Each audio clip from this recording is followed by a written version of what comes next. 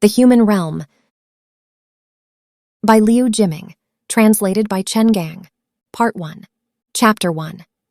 The contours of his nose and lips stood out with particular sharpness, making his face look like a woodcut. It was around autumn 2000, a few days before the Ghost Festival, during a stretch of endless rainy days. The streets of Heiku were nearly deserted. The shops along the road stood cold and empty, with scarcely a customer in sight. After several days of continuous rain, the sky hung gray and oppressive. The uneven roads were pocked with pools of water here and patches of mud there. Step carelessly and you'd be splattered head to toe with muck, or worse, take a nasty fall. Even passing vehicles had to slow to a crawl, inching along like beetles, wobbling and lurching with exaggerated caution. Fine threads of rain still drifted down from above, slanting and persistent, unhurried and patient as a silkworm spinning its cocoon. From daybreak to dusk, from morning through afternoon, it continued without cease, with a patience and stubbornness that called to mind some diligent farmer well versed in the principle that slow work yields fine results. Yet by all appearances, this rain bore no resemblance to any farmer. Quite the opposite. It seemed bent on defying those who depended on heaven's favor for their livelihood, determined not to rest until it had drowned the entire town of Heiku and all the surrounding villages. Such conditions inevitably brought to mind the catastrophic flood that had passed not long before. Heiku sat right along the Jiangjiang, and during that once-in-a-century deluge, the embankment had given way. Several polders and sandbars, including Shenhuangzhou, had been transformed into vast inland seas overnight. Even the town square's flagpole, once attached to the tallest building in Heiku, had been submerged until only half of it poked above the water, and people could row boats and fish in the streets. Now, the old 3-story building at the town's central crossroads, newly renovated after the flood, still stood firm through the curtain of rain, though even it looked bedraggled and dispirited, soaked through by the relentless autumn downpour. On an ordinary day, this crossroads bustled with activity. Crowds of people, streams of vehicles, all full of energy and life. Long-distance buses bound for the provincial capital Wuhan, or for Yichang, Shashi, and Yueyang, picked up and dropped off passengers here. Add to that the short-haul buses serving nearby townships and the county seat, all stopping at this same spot, and there was never any shortage of people boarding, alighting, or waiting. Every few minutes, one or even several vehicles would roll in from outside town or depart from here. When crowds swelled, fights and arguments over jostling to get on or off were commonplace. The town's professional pickpockets, idlers who spent their days lurking around the crossroads, seized such opportunities to work the chaos, lifting someone's wallet. The victim might be a farmer from a nearby village, or perhaps someone from out of town visiting relatives or conducting business. But whether local or outsider, discovering their money stolen, some would curse and shout, others wail and keen. And when they spotted a suspicious thief who hadn't yet managed to slip away, they'd naturally do everything possible to recover what might well be half a year's wages earned through backbreaking labor.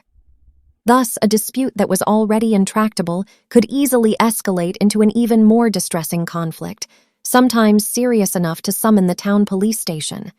The officers clearly knew this routine by heart. They'd haul the troublemaker to the station, rough him up, slap him with a fine, and call it done. Sometimes they wouldn't even bother beating or fining him, usually because the parties involved were old acquaintances with some subtle understanding between them. The arrest was purely for public show, to avoid accusations of dereliction of duty. But they'd release the person the moment they turned around. Within days, similar scenes would replay themselves at the crossroads, like students reviewing their lessons or the endless TV serials broadcast on television. But on this rain-soaked autumn day, the pickpockets found no opportunities for their trade. Looking around, you could barely spot anyone at the crossroads. The food stalls and sundry goods stands that normally packed the streets on clear days had vanished, as if swept away by a sudden gale, leaving the crossroads as empty as a threshing ground after the autumn harvest. Buses and waiting passengers were far fewer than usual. Often, you'd wait a good long while before seeing a single mud-splattered bus roll up. Several pedicab drivers, their business slow, had abandoned their vehicles to the wind and rain at the roadside and retreated to a small tavern nearby to drink tea, smoke, play cards, and chat away the hours. Around 3 in the afternoon, the rain let up slightly, though there was still no sign of clearing. For a brief moment, a thin crack did appear in the overcast sky, but it closed again in the blink of an eye. This gave people ample reason to believe the heavens were merely catching their breath from the exertion of raining, and before long, the downpour would resume. It was at this moment that the long-distance bus from Wuhan, bound for Yanhe County, drove into Hekou. Buses like this, just passing through, rarely had passengers disembark in town. Today was no exception. When the bus pulled to a stop, only one passenger got off. The door slammed shut almost at his heels with a bang, as if shooing him away, leaving him standing alone on the wet pavement before the bus hurried off impatiently. After stepping down, the man watched the bus disappear into the distance, then bent to pick up a black-wheeled suitcase. But he didn't walk away immediately. Instead, he tilted his face upward to check whether it was still raining, then glanced around somewhat uncertainly, as if unsure where to go. He was a middle-aged man of about 40, not particularly tall but sturdy and well-proportioned. His face was rather thin, giving an impression of tautness. The contours of his nose and lips stood out with particular sharpness, making his face look like a woodcut. What drew attention were his pupils. They were actually chestnut-colored, which made his gaze seem elusive, making it difficult for anyone to easily fathom what lay beneath, demanding extra care and attention. His appearance was unmistakably that of an outsider. Perhaps due to a long and exhausting journey, he looked somewhat weary. There was a touch of desolation in his bearing, and both his expression and manner seemed at odds with his surroundings. He looked somehow like a character stepped out from the pages of Thomas Hardy. In Hekou, there had been quite a few outsiders coming and going in recent years, but most were salesmen of various stripes, smooth-talking and evasive.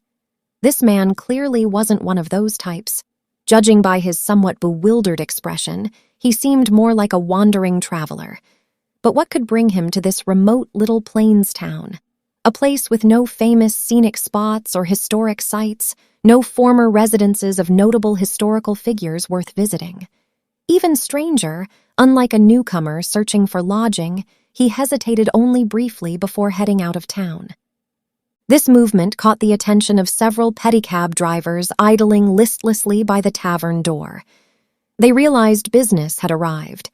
A young man squatting by the tavern entrance smoking sprang into action with particular speed.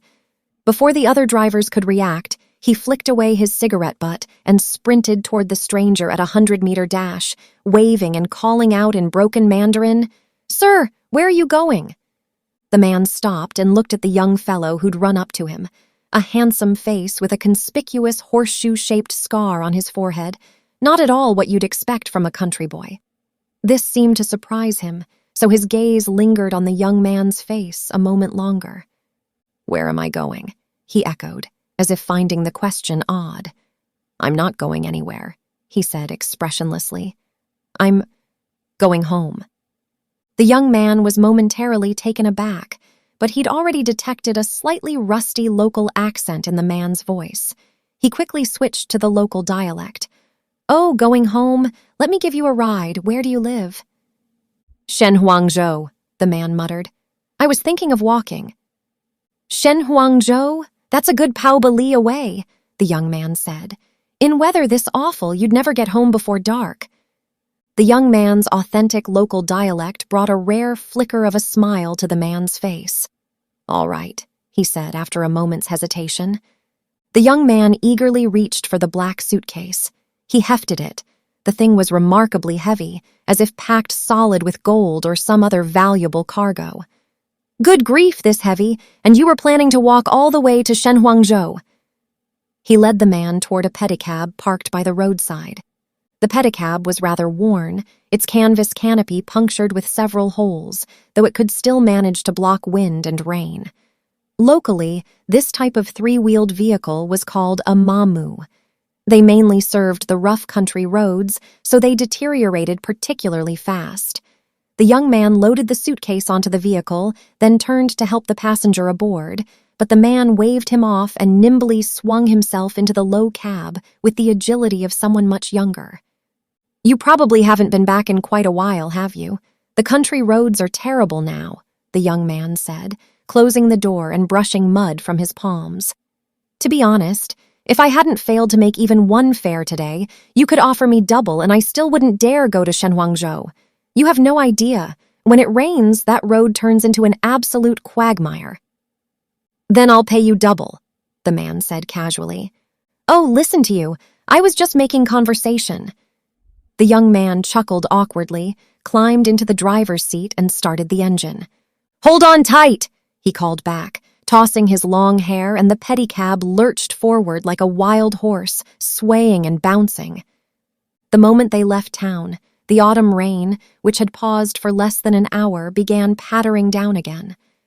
The man sat in the cramped seat in a sort of riding squat, hands raised overhead like he was doing parallel bar exercises, gripping the rusty railings to brace against the jolting, with the black suitcase wedged flat between his knees.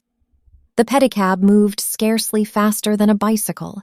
He leaned slightly to one side, gazing out at the scenery slowly receding along both sides of the asphalt highway. A few rows of farmhouses nestled among trees, weed-choked irrigation ditches, and open fields stretching endlessly into the distance. The crops in those fields grew sparse and uneven, some planted with cotton, others left entirely bare or abandoned after spring harvests of rapeseed and the like, bald as a mangy scalp. The cotton plants seemed to be doing reasonably well, though their stalks weren't especially robust and leaned this way and that. You could still make out cotton bolls in the distance that the farmers hadn't managed to pick before the rains. The continuous autumn rains had turned the once snow-white cotton black and moldy. In truth, it wasn't just the cotton that had spoiled. Under days of soaking rain, everything seemed to be quietly rotting, darkening and moldering. What feelings might such an autumn landscape, oppressive and rain-shrouded, awaken in the man's heart? Impossible to say. That sharply defined face revealed no expression whatsoever, and his chestnut-colored eyes, hidden beneath thick, heavy brows, made his thoughts even more inscrutable. In short, you could say he was deep in thought, or equally that he was thinking nothing at all. Ever since stepping off that long-distance bus, he'd worn this same cold, melancholy, unfathomable expression. After traveling about 5 or 6 li along the asphalt highway, the pedicab crested a low embankment and turned onto a rutted country lane. The road hugged an irrigation canal, now bone-dry and exposing black, rotting mud. The banks were overgrown with reeds and wild grass taller than a man, interspersed with vegetable patches of various sizes like so many patches on worn clothing. This made what had once been a wide, straight road remarkably narrow. Farmers living along the route constantly dug up earth from the road, leaving the surface pitted and potholed. Some had even stacked rice straw and cotton stalks right on the road, blocking half the thoroughfare. Even a pushcart could barely squeeze through. Add to that the accumulated mud and standing water from endless rain, and the pedicab hadn't struggled far before one wheel sank into a puddle and the engine stalled. The young man had to get out and push. "You see? Can you even call this a road?" he grumbled while pushing. "I remember when I was little, this road was wide enough for 2 cars side by side." "Yes, back then," the man said, frowning thoughtfully. "I never imagined it would come to this. Need any help?" "Oh, no need," the young man replied. He was quite strong, and by the time he finished speaking, he'd already pushed the pedicab out of the puddle, though he was splattered with mud and nearly slipped and fell. Those village cadres are too busy squeezing money out of farmers all day to care about any of this. Of course, it's turned out this way. When he climbed back into the driver's seat, he glanced at the man and added, "You've been away for quite some years, it seems. You really don't know what the countryside is like now." "That's right, I don't know," the man murmured, surveying the landscape. The pedicab lurched forward again. It bounced violently. At times, the whole vehicle seemed about to tip over. The man swayed left and right inside, forced to grip the railings with all his strength or risk being thrown clear out of the cab. The pedicab struggled onward for a stretch before stopping yet again. The man looked up and saw that the road ahead had been dug open, a gap several feet wide with accumulated water from the fields rushing through and pouring into the canal. "I really can't go any farther this time," the young man said, spreading his hands apologetically. "You'll have to walk the rest of the way." "Can't blame you for that," the man said, picking up his black suitcase and climbing out. He paid the young man the fare. "It's only another li or two to Shenhuangzhou. Lucky the rain's stopped for now. You'll definitely make it home before dark." The young man pocketed the money and studied the man, unable to resist asking, "What's your surname, sir?" "My surname is Etma," the man answered after a slight hesitation. "Are you Ma La, Uncle Ma?" "Yes." The man's eyebrows twitched slightly. "How did you know?" I just guessed," the young man said, his face flushing slightly as he stammered. Ma La made a small sound of acknowledgement, then took a closer look at the young man. "And you are—" "My mother's name was Yan Hongxia." "You're Hongxia's son," Ma La said with some surprise. "Her son's this grown already. And your mother? How is she now?" The young man lowered his head. "My mother died of illness 5 years ago." "Hongxia is dead?" Ma La seemed unable to believe his own ears. "She was 2 years younger than me, back then." He swallowed the rest of his words. "My mother mentioned you to me." But at that moment, Ma La's expression had turned rather sorrowful, his brow furrowing into a deep crease, as if he hadn't heard the young man at all. After a pause, he picked up the black suitcase and turned wordlessly to leave. After a few steps, he stopped, turned back, and asked the young man, "What's your name?" "I'm called Bao Xiaoli." Though it was only past 4 in the afternoon, the sky was veiled in misty rain, draping the surrounding fields and villages like a silvery gray curtain, making it seem almost like dusk. Bao Xiaoli stood by the roadside, watching Ma La walk away toward Shenhuangzhou until he disappeared from view, then drove his pedicab back along the same road toward Heku. Chapter 2. Teacher Liu always spoke and acted in a free-spirited, do-as-he-pleased manner, with such leaps in logic that ordinary minds could hardly keep pace. Going back 20 years, Ma La had been quite a notable figure. Over 20 years ago, Ma La was studying at Yanhe Normal School. The Normal School was Yanhe County's highest institution of learning, situated at the foot of Wenfeng Mountain in the eastern suburbs of the county seat, facing the town across a lake.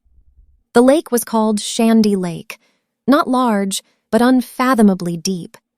Whenever the weather turned rainy, the surface would be shrouded in thick mist, like a beautiful woman veiled, inspiring endless reverie. But when the clouds parted and the sun emerged, the lake's surface would ripple with azure waves, crystal clear, with blue sky and white clouds, red walls and green willows all reflected within, like a fairyland. Long ago, there had been a bridge called Zhaoying Bridge over Shandy Lake. Legend had it that during the Three Kingdoms period, Liu Bei of Shu had passed through here with Lady Sun, displaying their affection at the bridge. Unfortunately, Zhaoying Bridge had been destroyed in warfare ages ago, and nowadays if people in Yanhe wanted to glimpse its former glory, they could only search for traces in the county annals. Though Yanhe Normal School was a secondary normal school, it had considerable pedigree. Its predecessor was the Yanhe County Rural Education Training Academy, funded and established by local worthies and gentry during the Republican era. During the War of Resistance, some distinguished scholars had taken refuge there from the chaos of war, adding considerable luster and cultural depth to this small private school. After 1949, Yanhei Normal School was nationalized, becoming a base for training grassroots educational talent for Yanhei and several surrounding counties. Naturally, its importance was far greater than in the past. When Ma La entered Yanhei Normal School, it was the early 1980s. Whether in Beijing and Shanghai, cities at the political and cultural center, or in remote small county seats like Yanhei, everywhere was like a house whose doors and windows had suddenly been thrown open, receiving winds from all directions. Various new colors and atmospheres came flooding in, converging from all sides, leaving many people excited and overwhelmed. Ma La and many of his classmates were the same. Though they studied at merely a normal school in a remote county, their heads were filled with national affairs and cultural trends from around the world. They read voraciously, absorbing all kinds of new knowledge and information through newspapers, magazines, and radio. Before long, Yanhei Normal School's library, with its collection of fewer than 10,000 books, could no longer satisfy their overly voracious appetite. Some had to find other ways, asking acquaintances working or studying in big cities to buy books and send them. Ma La had neither money to buy books nor acquaintances working or studying in big cities, so naturally he had no access to such shortcuts. It was at this time that Ma La's teacher, Liu Jiming, opened his private book collection to him. Why did Teacher Liu open his private collection to Ma La alone? Besides the fact that Ma La loved reading and ranked at the top of his class, earning the teacher's appreciation, it also had to do with him being an orphan from the countryside. Ma La had lost his parents at an early age and for a long time depended on his older brother. But later his brother died in a fire while rescuing the production team's seeds. After that, Ma La became truly an orphan. From middle school through normal school, his grain rations, living expenses, and tuition were all provided by the production team. Such experiences had made Ma La's personality silent and introverted from an early age and also cultivated his habit of diligent study. All teachers liked diligent students, and Teacher Liu was no exception. So he made an exception and opened his private collection to Ma La. When Ma La first entered Teacher Liu's study, he saw bookshelves lining all four walls, packed densely with books. Books were piled on the desk, on chairs, even scattered across the floor. Teacher Liu had studied Chinese literature, so his collection included not only classic literary masterpieces, but also philosophical works still relatively unfamiliar to most ordinary readers, such as Nietzsche's The Birth of Tragedy, Sartre's Being and Nothingness, Schopenhauer's The World as Will and Representation, and Freud's The Interpretation of Dreams. These books were then circulating only among intellectual circles and university students in big cities, and were rarely seen in remote small counties like Yanhei. Teacher Liu had obtained them through a classmate working in Beijing. Ma La felt as if he'd entered an ocean of books, with a dazzling sense of abundance. From then on, Ma La borrowed books from Teacher Liu once a week, 2 or 3 volumes each time. To finish them promptly, he read late into the night every evening. Within a year, he'd read through nearly all of Teacher Liu's collection. In his second year, Ma La and classmate Ding Yupeng founded a literary society, with Liu Jiming serving as advisor. The literary society held weekly activities, exchanging reading insights and reciting passages from classic works. Occasionally, they would invite Teacher Liu to participate and provide on-site guidance.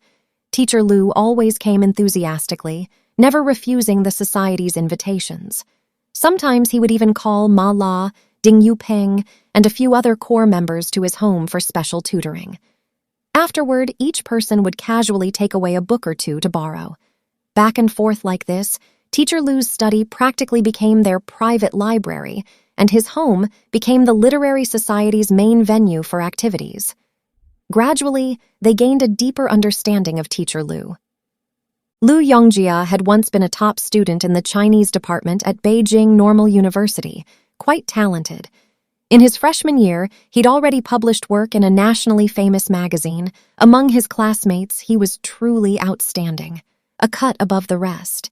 He'd always been arrogant and proud of his talent, not deigning to regard ordinary people. Upon graduation, he could have stayed in Beijing to work as a reporter for a major newspaper, but instead was assigned back to his hometown Wuhan to work as an editor at a publishing house. Within 2 years, for some unknown reason, he was sent down to Yanhei Normal School. Some said he'd committed a political error, others said it was a problem with his conduct toward women. But whatever the reason, when a person suffers such a major setback, one would expect them to learn from the experience. Yet Liu Yongjia's nature remained unchanged. At Yanhei Normal School, he continued to act superior and do as he pleased, and his relationships with leadership and colleagues seemed even worse than before. His personal life was the same. Even many of his students found it incomprehensible. Actually, by ordinary standards, Liu Yongjia could be considered quite handsome. With his tall frame standing at the classroom podium, he cut an impressive figure. When lecturing, he would range across past and present, citing classics liberally, speaking eloquently. He always kept a thick, dark beard, quite the artistic manner. Add to that his degree from a prestigious university, and by all rights finding a decent wife should have been easy. Yet Liu Yongjia remained unmarried past 40, always living in a bachelor's dormitory. Reading and drinking were his two great passions. Besides the jumbled piles of books in his room, there were bottles of all sizes and varieties. He often shut himself in his room drinking alone, and when the mood struck, he'd call in students he particularly valued to drink with him. When he was about 70 or 80% drunk, he'd stand like an actor in the center of the room, clear his throat, and begin reciting Shelley's Ode to the West Wind. If winter comes, can spring be far behind? When Liu Yongjia recited the final line, his arms raised high, his head tilted toward the sky, or more precisely toward the ceiling, like a kunpeng about to take flight, standing motionless in that pose.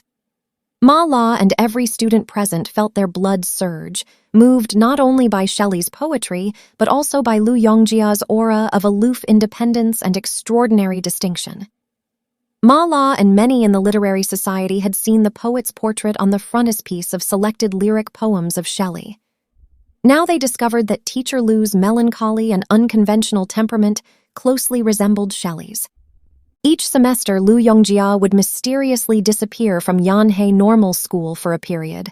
Few people knew where he went.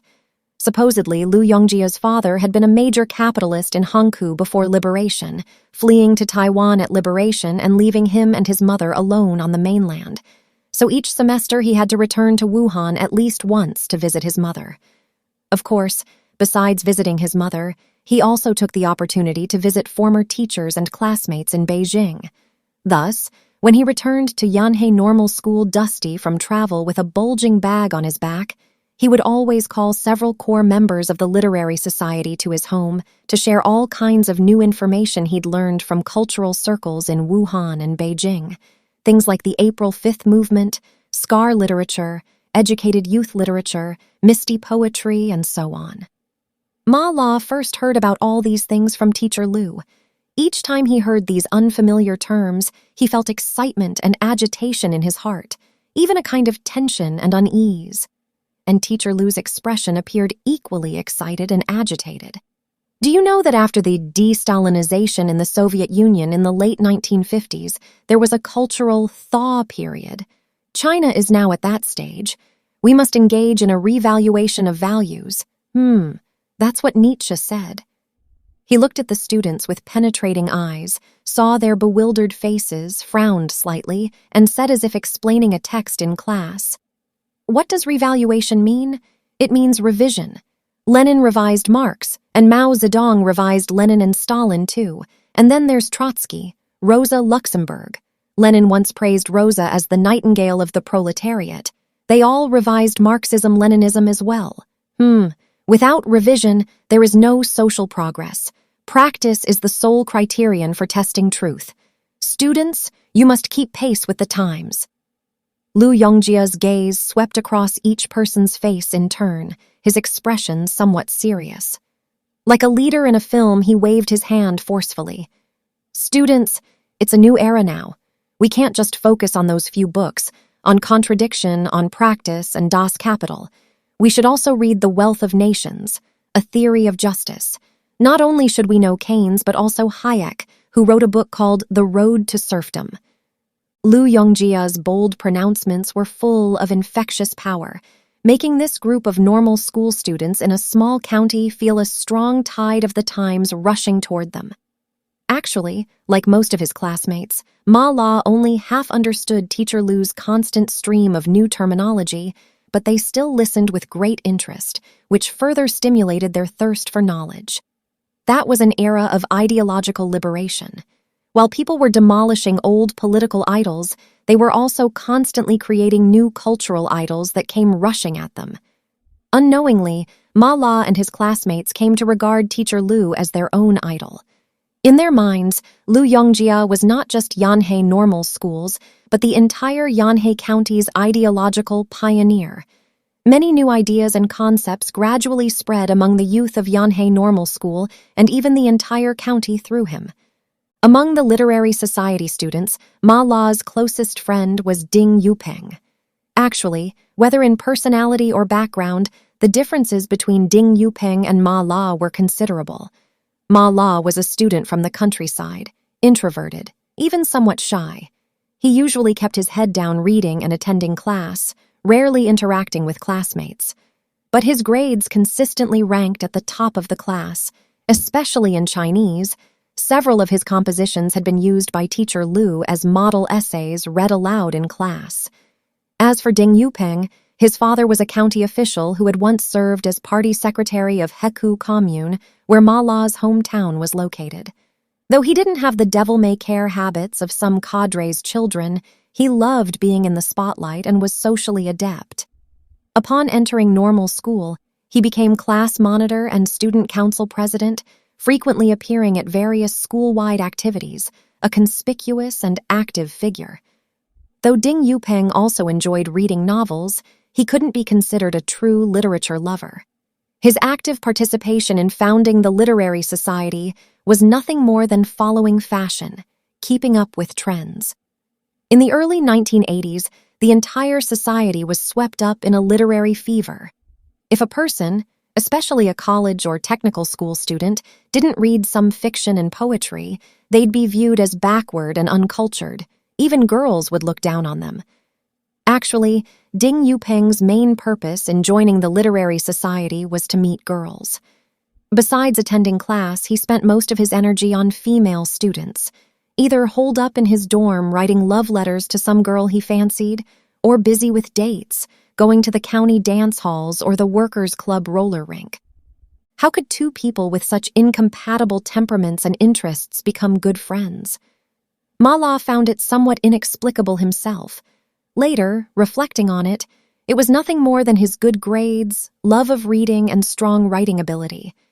Ding probably thought making friends with someone like Ma La could help him in some way. In fact, Ma La had indeed helped him. Once, when Ding Yupeng had fallen for a pretty girl at normal school, he asked Ma La to help write a love letter for him. Ma La refused without hesitation at first.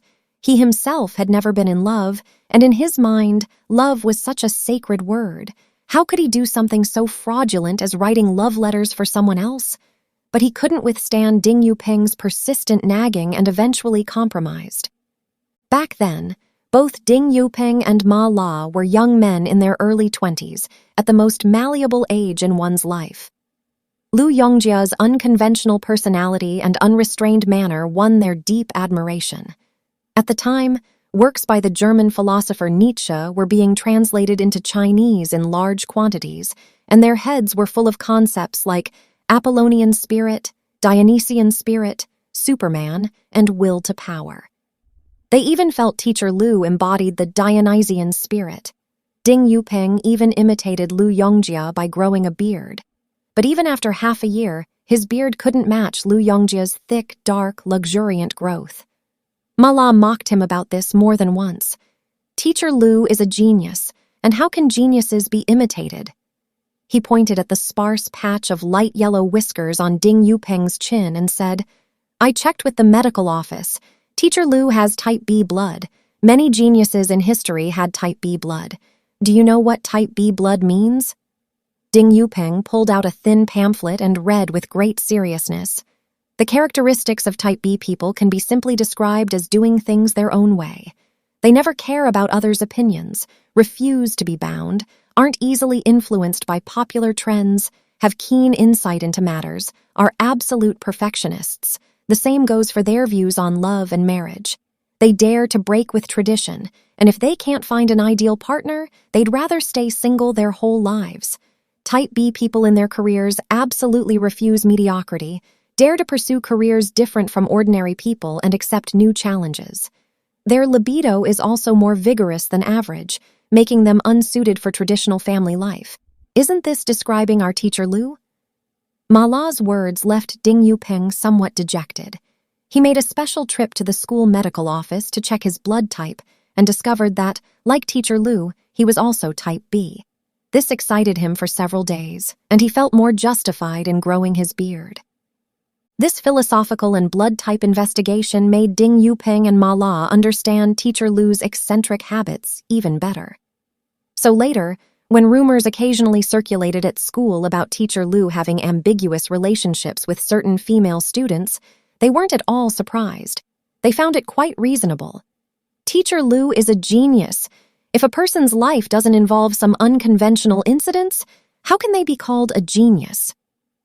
In the small world of Yanhei Normal School, Liu Yongjia's personal life truly seemed too outrageous.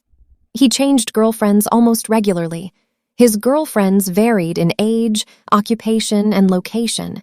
There was a sales clerk from the county department store, a female worker from the county chemical fertilizer plant, an announcer from the county broadcasting station, and female students from Yanhei Normal School. The older ones were about his age, the younger ones under 20, but without exception they were all beautiful and sexy. Supposedly, Liu Yongjia had a rule when dating women. By the third meeting, they had to sleep together, otherwise they'd break up. Ding Yuping, who fancied himself the normal school's prince of romance, admired this rule of three immensely and tried to imitate it secretly, but ended up being dumped as a lecherous scoundrel by the girlfriend he'd just started dating. This severely damaged Ding Yuping's confidence, leaving him crestfallen for quite a while. Once, utterly perplexed, he asked Ma La, "How does old Liu at his age have such great appeal to women?" Ding Yuping privately always called Liu Yongjia Old Liu. Ma La, seeing his sour expression, didn't know how to respond. Ma La had never been in love, so answering such a profound question was truly difficult for him. As Ma La was approaching graduation, a sensational scandal erupted at Yanhei Normal School. A female performer from the county arts troupe, impregnated by Liu Yongjia, attempted suicide by jumping into Shandy Lake near the campus. After being rescued, she reported Liu Yongjia to the county education committee. Liu Yongjia's messy relationships with women was hardly news. The school leadership, valuing him as talent, had always turned a blind eye. But this time, Liu Yongjia had gotten someone pregnant, and supposedly the woman's family had powerful connections. The nature was different. The county education committee instructed normal school leadership to talk with Liu Yongjia, urging him to marry the actress, otherwise he would face severe disciplinary action. The leadership proposed this solution clearly to protect Liu Yongjia, but incredibly, Liu Yongjia stubbornly refused to marry the actress. The result was a serious warning, leading to his dismissal. After graduating from Yanhei Normal School, Ma La was assigned to teach at Heku Middle School, while Ding Yuping remained to teach at Yanhei County No.1 Middle School. Having transformed from a rural youth into a middle school teacher drawing a state salary after just 2 years of normal school, Ma La was fairly satisfied with his job.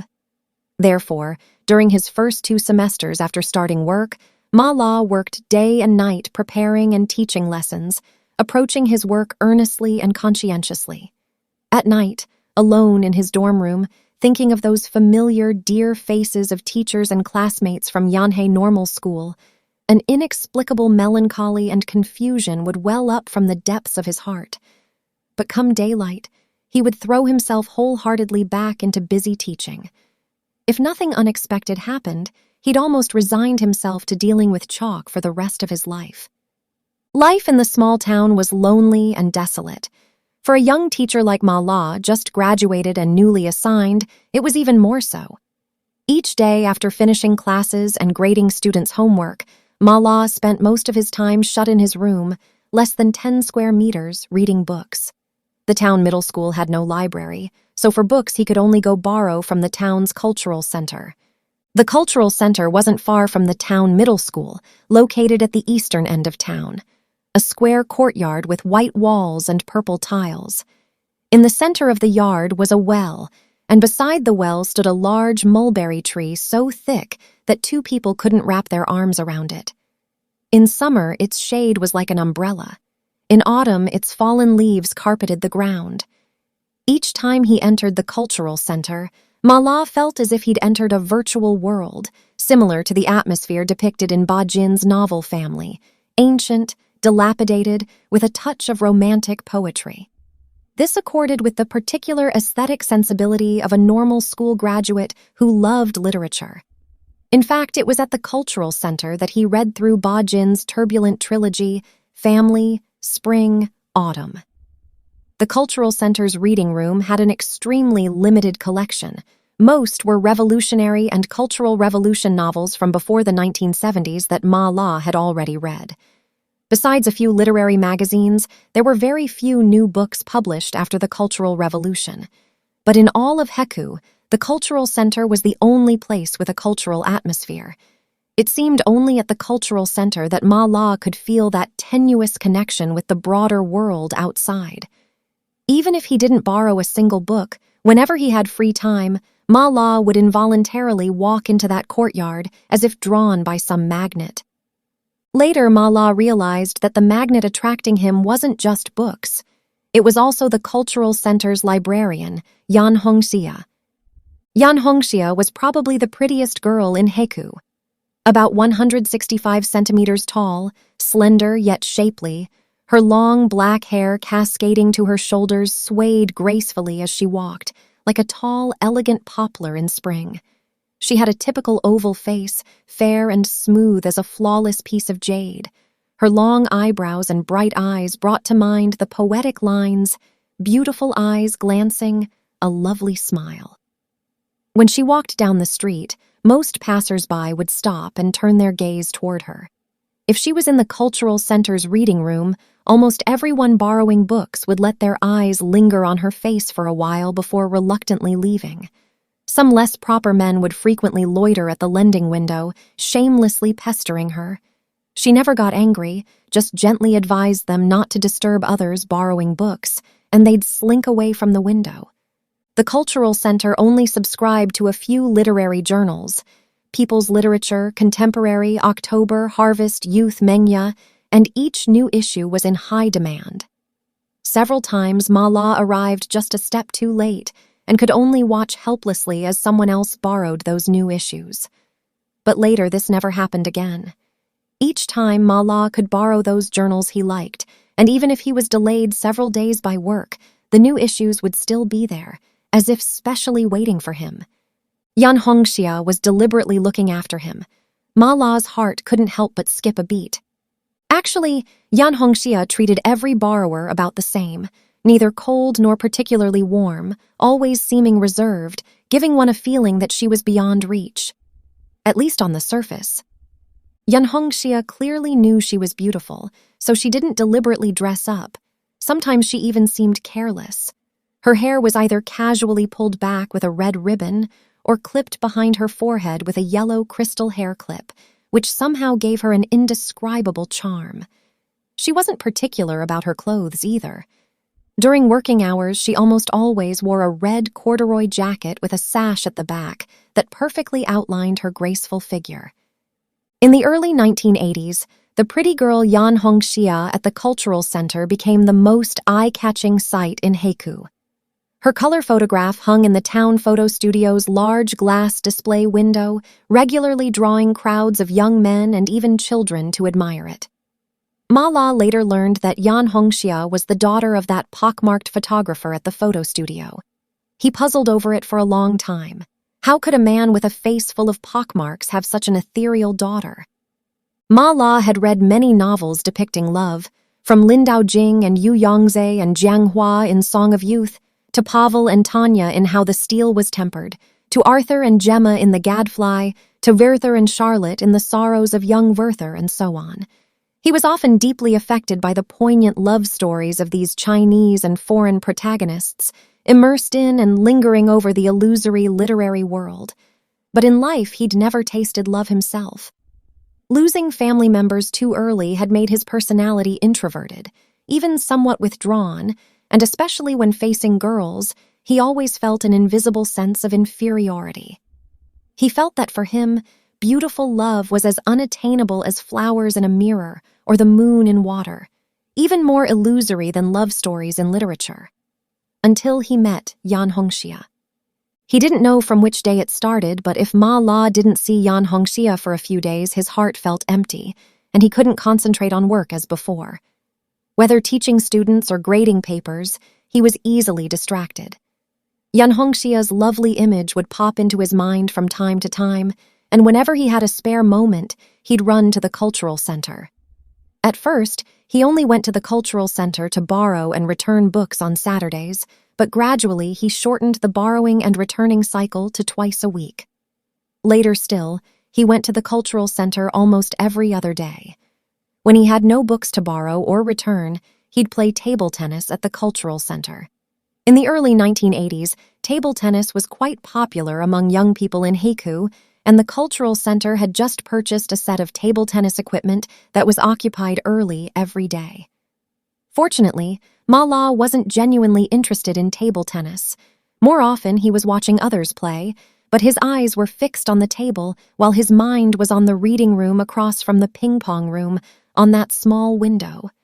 His head was full of Yan Hongxia's pretty, charming face.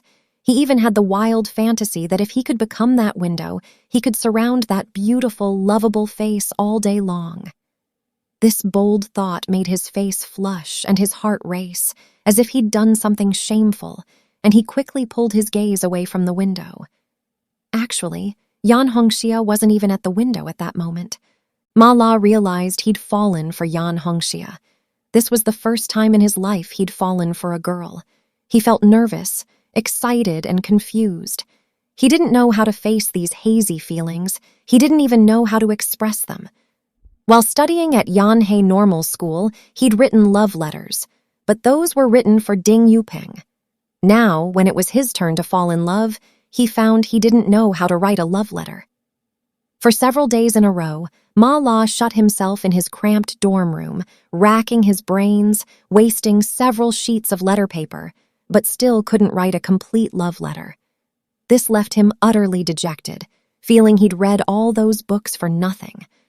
Later, he decided to find an opportunity to confess to Yan Hongxia face to face. To this end, Ma La shut himself in his room and rehearsed repeatedly, like when he'd participated in one-act play rehearsals at the Literary Society at Yanhei Normal School. That one-act play was collectively created by him and several classmates, titled My Son, also about a love story. The male protagonist wrote a love poem for the female protagonist, which Ma La had penned. The classmates praised it highly, crowning him the campus poet. Now Ma La suddenly felt this poem was as if written for Yan Hongxia. He decided to dedicate the poem to her. He went to the Supply and Marketing Cooperative's retail department in town and bought a stack of pretty letter paper. Using regular script, he carefully copied out the poem and on the back of the paper wrote a line. Tomorrow evening at 6:30, meet at the hydrological station entrance. Then he quietly tucked it into a novel and gave it to Yan Hongxia when returning books at the cultural center. The next afternoon, just past 5 o'clock, Ma La finished dinner early in the cafeteria, changed into clothes he normally couldn't bear to wear, a Dacron short-sleeved shirt and light gray Western-style trousers, along with his only pair of leather shoes, and carried a copy of Youth magazine he'd just borrowed from the cultural center a few days ago. He left the middle school gate and headed straight for the hydrological station. Passing the cultural center, he saw from afar that the reading room door was already closed, meaning Yan Hongxia had also gone home from work. Thinking of the approaching rendezvous, Ma La felt his heart pounding. He kept swallowing, as if otherwise his heart would leap out of his chest. On this June evening, the stone-paved street, scorched by the sun all day, gradually cooled. There were far fewer pedestrians on the street, and shops on both sides had begun closing. The middle school was at the eastern end of town, the hydrological station at the western end. To get there, Ma La had to cross the entire town. This was Ma La's first date with a girl, and his excitement and nervousness were beyond words. He walked hurriedly along the narrow street, looking no different than when he normally went to visit students' homes. When someone approached, he would involuntarily lower his head, as if afraid someone might glimpse the secret in his heart. The hydrological station was on the river embankment at the western end of town, a square, two-story concrete building. Because it was surrounded by fields with no other structures, it looked rather solitary. When passers-by normally walked past this building, they would invariably regard it with curious or strange looks, including the people living inside. The hydrological station's staff were all sent by the county. Their usual work was measuring the Jiangjiang's water level and installing or maintaining navigation lights. They had little contact with Heikou, so townspeople had always regarded them as outsiders, and unless there was something important, rarely approached that concrete building. Now Ma La approached that square concrete building. The hydrological station didn't have many people to begin with, and by this after-work hour the main gate was tightly shut, the entrance empty, not a soul in sight. On the white wall was a conspicuous line of red characters: grasp the key link, govern the country, build the 4 modernizations. Ma La stopped under a poplar tree by the wall. Looking out, the embankment meandered, the fields stretched endlessly. A peaceful scene. This really was a nice spot for a rendezvous. He checked his watch. Not yet 6 o'clock. That Shanghai-made gemstone watch was something he'd bought after receiving his first salary at the town middle school, his most expensive possession to date. Seeing there was still half an hour until the appointed time, Ma La sat down on the grass beside the hydrological station. He opened that youth magazine, turned to an essay called Rain in Jiangnan, read a few lines but couldn't continue. His whole mind was filled with Yan Hongxia's image. How could he focus on reading? He simply tossed the magazine aside. The sun was about to set. Under the evening glow, the Jiangjiang shone brilliantly, like a golden dragon about to soar into the sky. The light was so intense that Ma La had to close his eyes, opening them only after a good while. By then, the sun was gradually sinking into the windbreak forest by the river. The scene before him finally became softer.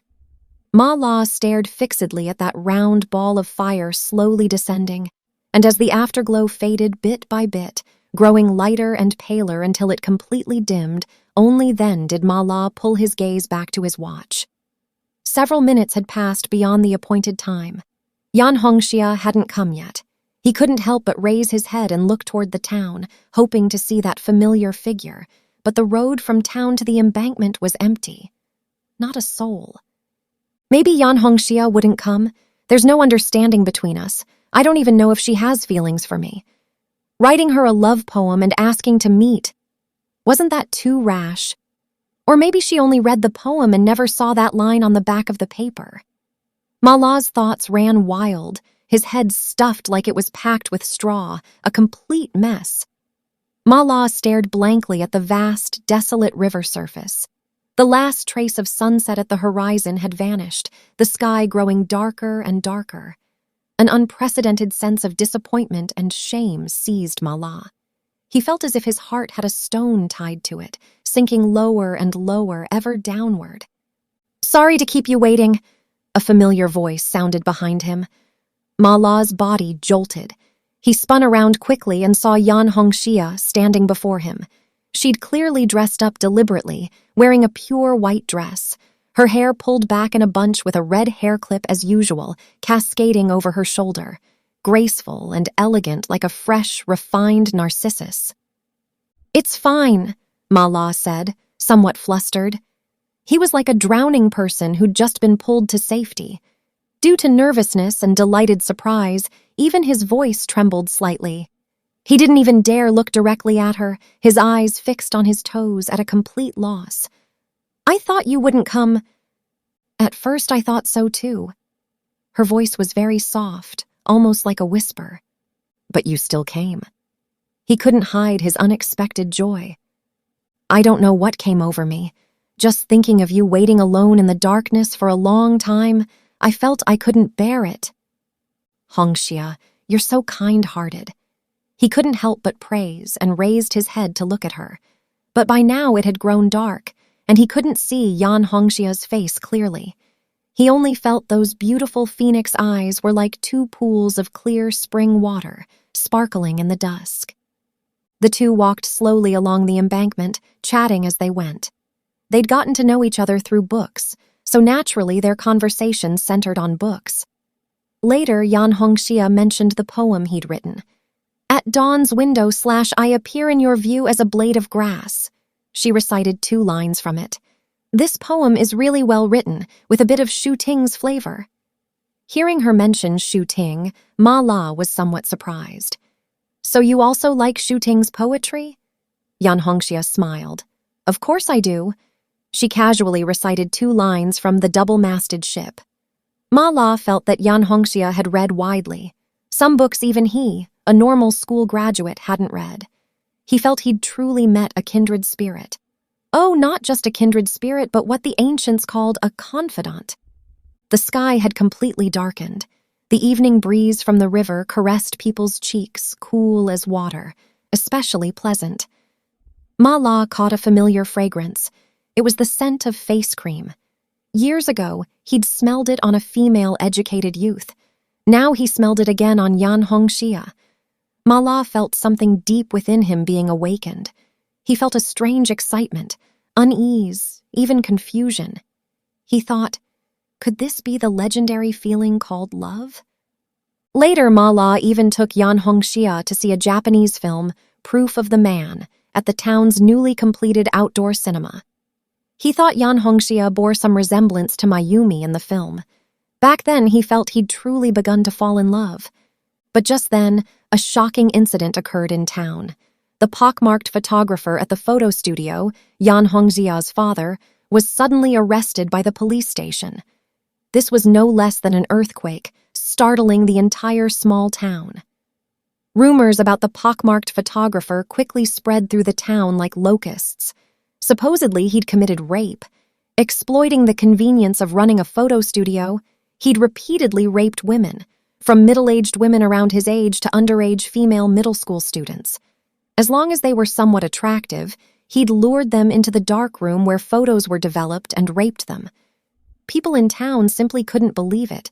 This man, who normally always wore a duck-billed cap and beige windbreaker, taciturn and serious, was actually such an old lecher. Many people directed their attacks at Yan Hongxia, who worked at the cultural center. Some even said such ugly words. That old pockmark raped so many people. What a crime against heaven. How come no one raped his pretty daughter, too? On the 3rd day after the incident, Ma La went to the cultural center, but he didn't see any sign of Yan Hongxia. That small window of the reading room was tightly shut. It remained so for several days. Later, he made a trip to the photo studio. The studio's door was tightly sealed with official strips. In the glass display window by the entrance still hung Yan Hongxia's large color photograph. Ma La stared at it for a long time before returning listlessly to the town middle school. Before long, news came from the county seat that made townspeople applaud with satisfaction. The old pockmark had been sentenced by the county people's court to 15 years in prison. Yan Hongxia still didn't return to work at the cultural center. During that period, Ma La went to the cultural center almost every day, neither borrowing books nor playing ping-pong.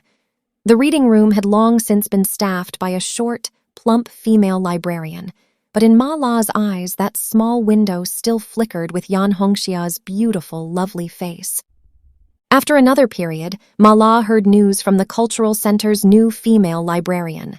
Yan Hongxia had married. The man was the director of Heiku's winery, surnamed Bao, much older than her rapist father, already in his 50s. Upon hearing this news, Ma La felt as if struck by lightning, unable to recover for a long time. That evening, he drank alone at a small tavern, getting completely drunk. He collapsed on the table, sobbing. The tavern owner, who knew him, personally helped carry him back to the town middle school. From then on, Ma La never set foot in the cultural center again. This originally introverted young teacher at the town middle school became even more taciturn. One winter weekend, Ma La planned to return to Shenhuangzhou. Shenhuangzhou was a small village on the Jiangjiang, over 10 li from Heku. Ma La wasn't originally from Shenhuangzhou. His father had died early. He couldn't even remember what his father looked like. At age 3, he and his brother Ma Ke had followed their mother, who was a tailor, wandering from the distant shores of Dongting Lake, finally settling in Shenhuangzhou. Within a few years, their mother died unexpectedly. Misfortunes never come singly. The year Ma La started middle school, the production team's warehouse caught fire, and his brother Ma Ke, then serving as production team leader, was burned to death while rescuing collective property, leaving Ma La utterly alone, completely orphaned. Later, the village's Poor Peasants Association chairman Guo Dawan took Ma La in, so he finally had a home again. Big Bowl Uncle's son, Guo Dongsheng, was the same age as Ma La.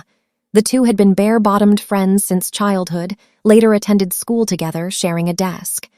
After Ma La moved into Big Bowl Uncle's home, the two even shared a bed. But Dongsheng loved to play and his grades were always poor. Each exam he had to copy from Ma La's paper just to barely pass. After finishing middle school, he voluntarily dropped out. After Ma La went to board at high school in Heku, the two gradually saw less of each other. A few days ago, Big Bowl Uncle had sent word through a villager that Dongsheng was getting married. Ma La felt he absolutely had to go congratulate him. Besides, he hadn't been back to Shenhuangzhou in a long time and wanted to visit Big Bowl Uncle too. But just as Ma La was preparing to return to Shenhuangzhou, a tall, thin person in an army overcoat appeared silently in his dorm room, giving Ma La quite a fright. The visitor was Ma La's teacher from normal school, Liu Yongjia. Ma La never expected that teacher Liu would appear before him as if descended from heaven. For a moment he was at a loss, yet felt overjoyed, so moved that tears welled up in his eyes. This was his mentor. Ever since graduating and leaving school, whenever he had free time, he would recall scenes in that room piled with books and wine bottles, where teacher Liu would drink and compose poetry while commenting on current affairs and discussing literature with eloquence. Back then, phones were far from as widespread as now. Apart from government offices, there wasn't a single public phone in all of Heku. To make a call, you had to go to the post office.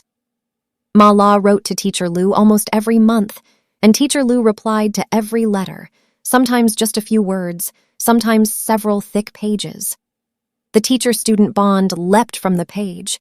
Each time he went to the county seat on business, no matter how pressed for time, Ma La would make a point of dragging Ding Yupeng, who taught at County No.1 Middle School, to visit teacher Liu at the normal school. As usual, they'd drink and compose poetry, discuss past and present, staying up until dawn. Those scenes, Seeing teacher Liu's somewhat solemn expression, Ma La guessed he wasn't just here to visit. He must have something important to discuss. He immediately abandoned his plan to return to Shenhuangzhou and accompanied teacher Liu to a small restaurant across from the school. Teacher Liu loved drinking. What better place to talk than over drinks at a tavern? The weather had turned somewhat cold. Ma La ordered a dog meat hot pot and a bottle of locally produced Yanhei sorghum liquor. After slowly drinking a few cups with teacher Liu, they warmed up. When teacher Liu's stubbly face gradually showed a flush of red from its previous iron gray, his eyes began to shine brightly like flames beneath the hot pot. Those who would accomplish great things must labor their sinews and bones. The time has come. He chewed the not yet warmed dog meat, mumbling indistinctly. From those familiar, determined eyes, Ma La sensed that what teacher Liu was about to say might be earth-shattering. Sure enough, teacher Liu lifted his head back, drained his cup in one gulp, wiped his thick black beard, and looked at Ma La with a serious expression. Ma La, I can no longer endure the deathly stagnant life at Yanhei Normal School. If I continue, I'll go mad. His gloomy face made Ma La think of that incident just before graduation. It seemed Teacher Liu hadn't emerged from the shadow of that disciplinary action. Ma La didn't know how to comfort his teacher.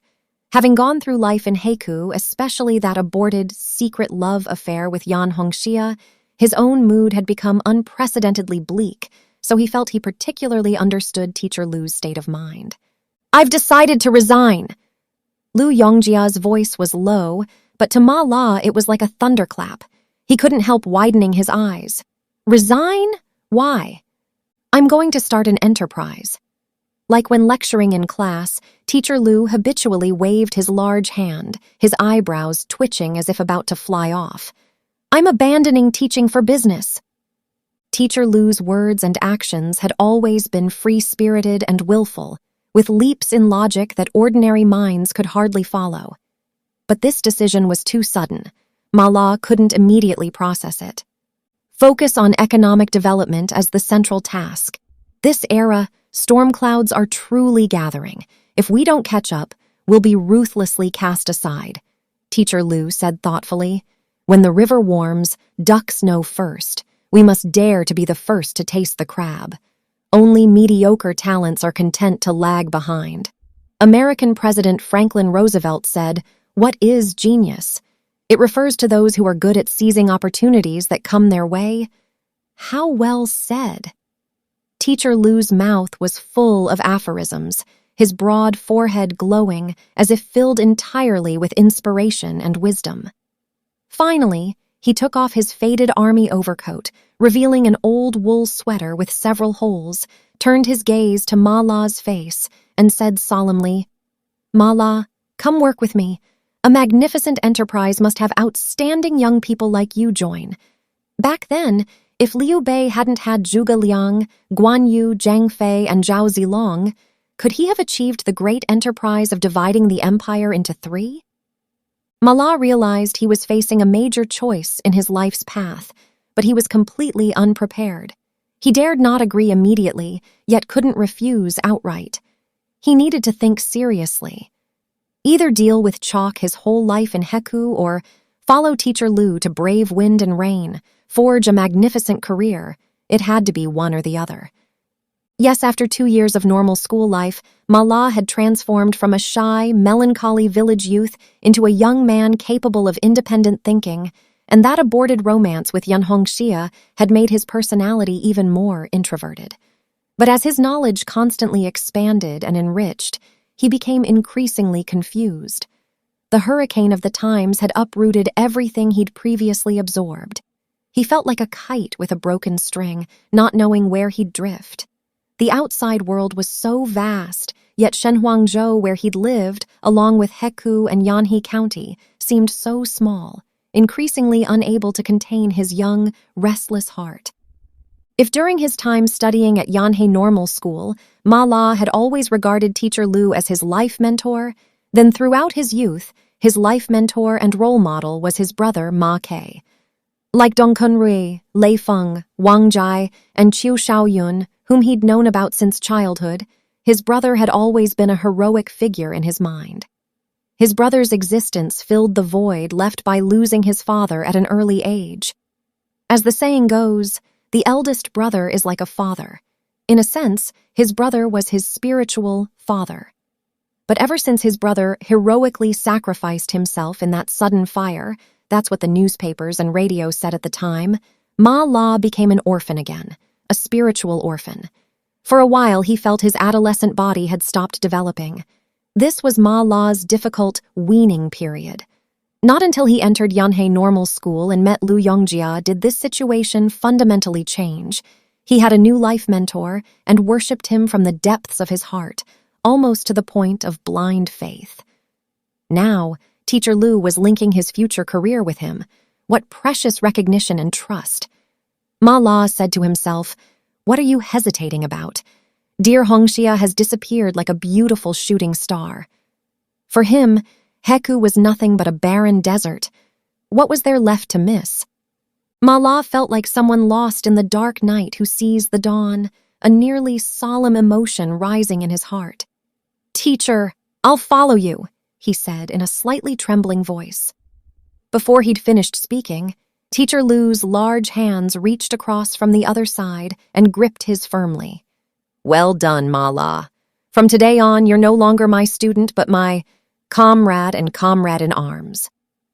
That night, in Ma La's simple dormitory, he and Teacher Liu slept foot to head, like two underground revolutionaries about to launch a secret uprising, jointly sketching out the magnificent blueprint of their future enterprise. Too excited to sleep even late into the night, outside the howling night wind was like a pack of hungry dogs, constantly tearing at the plastic-covered window, but they didn't feel cold at all. Ma La said, "Teacher Liu, perhaps someday we'll both become remarkable entrepreneurs." "Entrepreneurs?" Teacher Liu suddenly sat bolt upright from his end of the bed, snorting through his nose. "You must remember, becoming entrepreneurs is only the first step in our enterprise. Once we've earned enough money, we'll purchase an island and recruit 1,000 young men and women from across the country. No, from around the world, to live on the island. I've already thought of it. The island will be called the Republic. Everyone on the island will be equal, enjoying equal access to education, housing, and healthcare. Everyone can freely choose their lifestyle, but the premise is not interfering with others' lives. Regardless of socialism or capitalism, unbound by national restrictions or family constraints, just like what Morris described in News from Nowhere. That book Teacher Liu mentioned, Ma La hadn't read, but the vision he described made Ma La's heart surge with excitement. He also couldn't help sitting up. In the darkness, he couldn't see Teacher Liu's expression clearly, but could feel his agitation. He suddenly thought of his classmate Ding Yupeng and said, "Why not let Ding Yupeng join too?" But unexpectedly, Teacher Liu waved his hand forcefully, refusing. "Why would you think of him? To do great things, people must be like-minded. Ding Yupeng is not one of us. His father is a deputy county party secretary. They belong to another class. Yes, the bureaucratic class." Teacher Liu's grudge against Ding Yupeng wasn't without reason. Ma La had heard that the reason Teacher Liu received the severest disciplinary action was because Ding Yupeng's father, Ding Changshui, had firmly insisted on it at the county committee meeting. Soon after, Ma La met Ding Yupeng in the county seat. By then, Ma La had formally resigned from his teaching position and was busy running around with Teacher Liu, working intensively to establish Yanhei County's first private enterprise. Ma La enthusiastically mentioned this to Ding Yupeng, saying with some regret, "If only you'd come work with us." But Ding Yupeng dismissed it. Teacher Liu approached me beforehand. I refused. Why? Ma La was quite surprised. "Don't you trust Teacher Liu?" "I never thought about starting any enterprise. That's not my interest. Besides, even if I were interested, I wouldn't rashly quit my job like you. As for our Teacher Liu, rather than calling him an ambitious person, he's more of a fantasist. Can great things really be accomplished through fantasy alone? Moreover, he was disciplined for problems with his lifestyle between men and women. He couldn't stay at normal school, which is why he resigned. You don't know how the male and female teachers at normal school gossip about him behind his back." At this point, Ding Yupeng, in the tone of an old classmate, warned, "Ma La, your head overheats so easily. You and Teacher Liu are too similar. I could see that back at normal school. If you continue like this, you'll suffer. If things go wrong and it all comes to nothing, the loss will far outweigh any gain." Ma La hadn't expected Ding Yupeng to say such things, or to make such harsh assessments of Teacher Liu, whom they'd once worshipped together. He looked at Ding Yupeng with astonished eyes, wanting to debate with him. He remembered what Teacher Liu had said to him and couldn't help feeling a touch of melancholy. Their prejudices against each other were so deeply rooted. Ma La thought, "It seems only time will judge which of us is right." Later events proved Ding Yupeng wrong. Teacher Liu was not only a genius at fantasy, but also a true entrepreneur worthy of the name. As Yanhei County's first private enterprise, Kunpeng Company. Just from Teacher Liu choosing such a magnificent name for the company, you could tell the scale of his ambition. From registration and establishment to initial startup, the company faced enormous difficulties and struggled at every step. Yet in just 3 short years, Kunpeng Company expanded from simple coal transportation and trading to construction, building materials, chemicals, and other fields. Its assets soared from a mere 30,000 yuan to over 1 million, leaping to become one of Yanhe County's major taxpayers.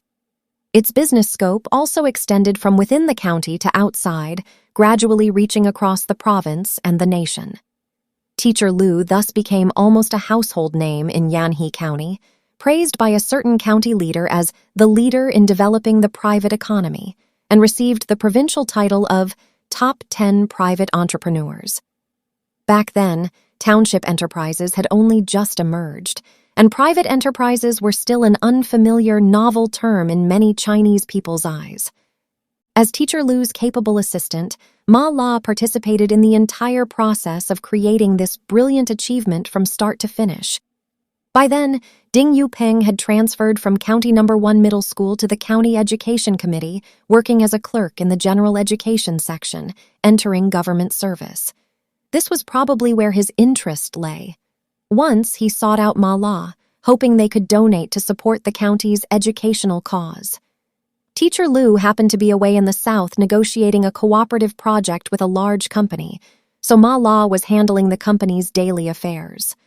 Normally, Teacher Liu fully delegated authority on both major and minor company matters, letting him, the deputy general manager, handle them. But for matters involving major financial expenditures like this, Ma La still didn't dare make decisions on his own. "Well, I'll have to wait until General Manager Liu returns to decide," he said to Ding Yupeng, not evasively. Ma La still privately called him Teacher Liu, but always referred to him publicly as General Manager Liu. To avoid Ding Yupeng's misunderstanding, he added, "Don't worry, our Teacher Liu comes from a teaching background. He'll definitely support this. Just wait for good news." Ma La said this with good reason. Since the company's founding, Teacher Liu had more than once generously sponsored public welfare projects in the county. But unexpectedly, when Teacher Liu returned from the south, and Ma La reported this matter, he sat behind that spacious desk, puffing on his pipe with a ba-da sound as he always did when encountering thorny problems, not saying anything for a long time. After transforming from teacher to entrepreneur, Teacher Liu had become like a different person in many ways. He'd not only shaved off his full beard, but also quit drinking. In his own words, the marketplace was like a battlefield. You couldn't treat it as child's play. Drinking too much easily led to mistakes. From this, you could see how strong this man's willpower was. However, after quitting drinking, Teacher Liu took up smoking, partly for business socializing, partly for thinking through problems. Teacher Liu always smoked using a large carved oakwood pipe, making ba-da sounds, a bit like Churchill or Stalin in movies, looking quite imposing, with an invisible commander's air.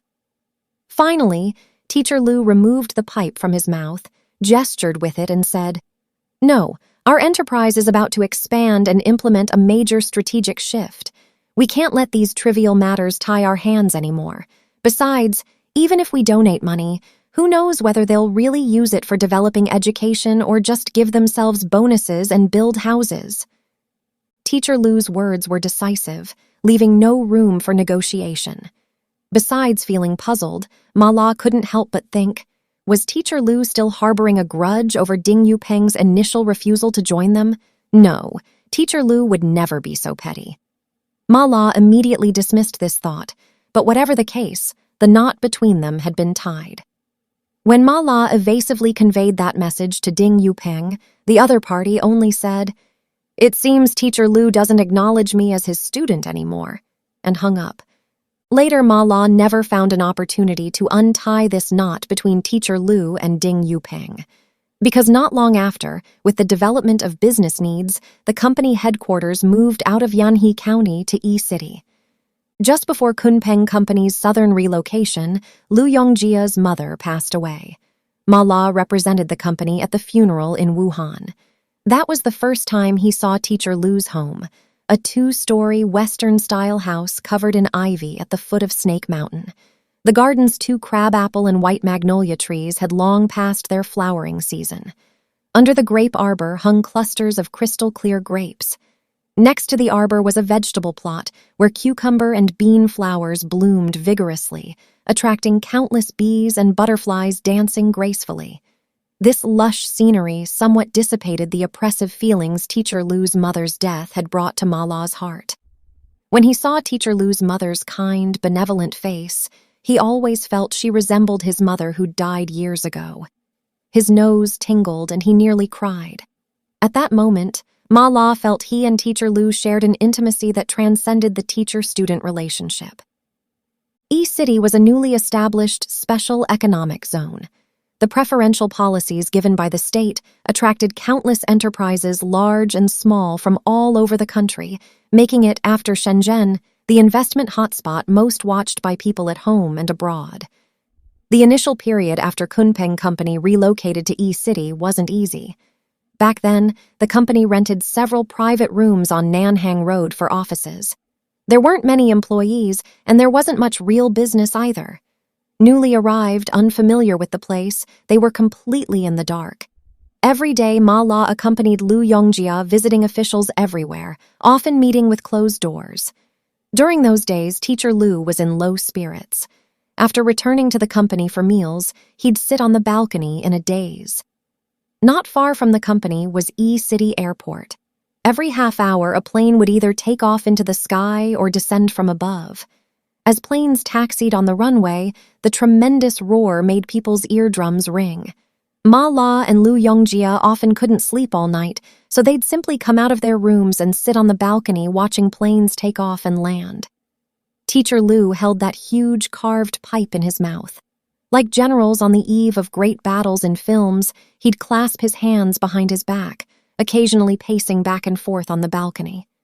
One moment he'd furrow his brow, mumbling indistinctly about something. The next moment he'd walk to the balcony's edge, raise his head to gaze at planes gradually disappearing into the sky, murmuring, "How severe the situation is." He constantly wiped his cheeks with both hands. Sailing on the ocean is very different from sailing on small rivers and lakes. Treacherous waves, violent typhoons, and unpredictable weather. Any slight error could lead to catastrophic disaster. He suddenly turned around, his unusually sharp, piercing gaze fixed on him. This is the market economy. It doesn't care whether you're socialist or capitalist. We must be careful in decision-making, bold in action, achieve victory through surprise tactics. Otherwise, it will be very difficult for us to gain a foothold in E-City where strong competitors are everywhere. Teacher Liu's worried expression made Ma La realize they were facing an extraordinary test. But the company's development history had already given Ma La complete and unreserved trust in Teacher Liu's wisdom and courage. Ma La firmly believed that no matter how fierce the competition, since Teacher Liu had the courage to lead the company out of Yanhe County's small world, he would certainly overcome all difficulties and carve out an even larger domain in E-City. Just like that phrase Teacher Liu often repeated, "The path is tortuous, but the future is bright." After a period of running around, Liu Yongjia finally secured a major project for the company, pooling all the company's funds to purchase 2,000 mu of wasteland on the coast in western E-City. This move by Teacher Liu caused no less than an earthquake inside and outside the company. Even Ma La was shocked. Back then, E-City's real estate industry was just beginning. Many well-funded large enterprises were still hesitant, maintaining a wait-and-see attitude. Yet Kunpeng Company, such an unknown private enterprise, had bet everything to purchase 2,000 mu of land all at once, truly stirring up 1,000 waves with one stone. Some worried for Kunpeng Company, others watched with ill intent, maliciously waiting for Kunpeng Company to lose everything and end up bankrupt. But Teacher Liu remained deaf to all this. On the third day after signing the property contract, he pulled Ma La along and quietly left the company, hiding away in a seaside resort called Dongjiao Coconut Grove, not far from E-City, spending a whole leisurely week as if above worldly concerns. Dongjiao Coconut Grove was a newly opened resort nestled in a dense coconut grove by the sea. The scenery was extremely beautiful, with very few tourists. Apart from staff, it seemed like they were the only two guests in the entire resort. During the day, Ma La accompanied Teacher Liu sunbathing on the beach. At night, they'd sit by the sea admiring the moonlit ocean while listening to the sound of wind through the coconut palms like someone playing an ancient zither. That feeling of being in a paradise was almost like being immortals. But Ma La could see that Teacher Liu's heart wasn't as relaxed and carefree as an immortal's. After all, the company's entire assets were staked on those 2,000 mu of wasteland. One night, well past midnight, Teacher Liu impulsively proposed going swimming. They came to the beach.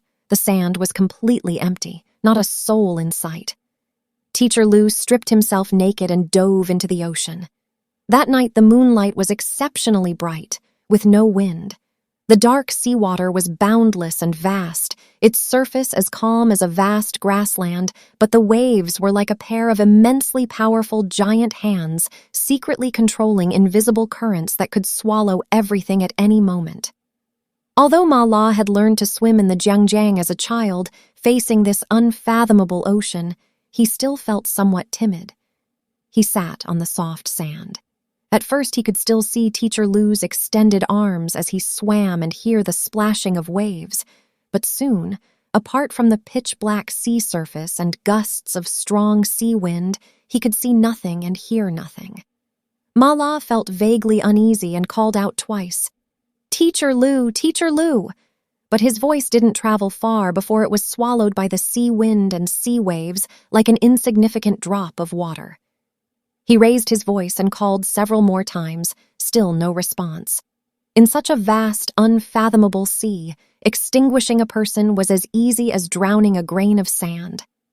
A sudden unease and fear swept over him, and Ma La shivered. He couldn't help thinking of his brother Ma Ke, who'd once depended on him for survival, his brother who'd seemed so brave and full of strength in his mind, but had been devoured by that fire in an instant. For a long time, Ma La refused to believe this cruel fact, spending days wandering by that newly raised grave mound, wishing he could dig through the earth to see if his brother was really buried underneath. If Teacher Liu... Ma La was startled by this thought, suddenly feeling like a great edifice was about to collapse. Fortunately, at that moment came a splashing sound. He quickly looked up and saw Teacher Liu climbing ashore like a fish. By the white sand and brilliant stars in the sky, Ma La dimly made out Teacher Liu's still tall, robust body with no trace of aging, water droplets rolling and sparkling on it like pearls. An organ much thicker than normal men's swung back and forth between his thighs like a club. Ma La felt somewhat embarrassed and quickly averted his gaze from that thing, as if the naked person were not someone else but himself. Liu Yongjia had a habit of swimming nude. Back when studying at Yanhe Normal School, when Ma La and several classmates swam with Teacher Liu in Shandy Lake, he was also completely naked. It was Ma La's first time seeing an adult man display the most private part of his body so brazenly. A strong sense of shame made his face flush. He wished he could find a hole to crawl into. Now Ma La experienced that feeling again. But Liu Yongjia was completely oblivious, swaggering over to sit beside him. He seemed accustomed to exposing his body in front of others. What a strange man. Everything he did was different from others. Could this be what books described as those great men? Ma La secretly marveled, realizing Teacher Liu's position in his heart. After losing his brother Ma Ke and becoming completely orphaned, his heart had found peace and joy in having support again, as if his entire life had merged with Teacher Liu's. That night, after returning from the beach to their room and showering, Teacher Liu and Ma La talked for quite a while.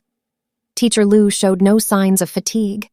Having finished his shower, wrapped in a white bathrobe, he sat cross-legged on the bed, his hair still undried and hanging messily on his forehead.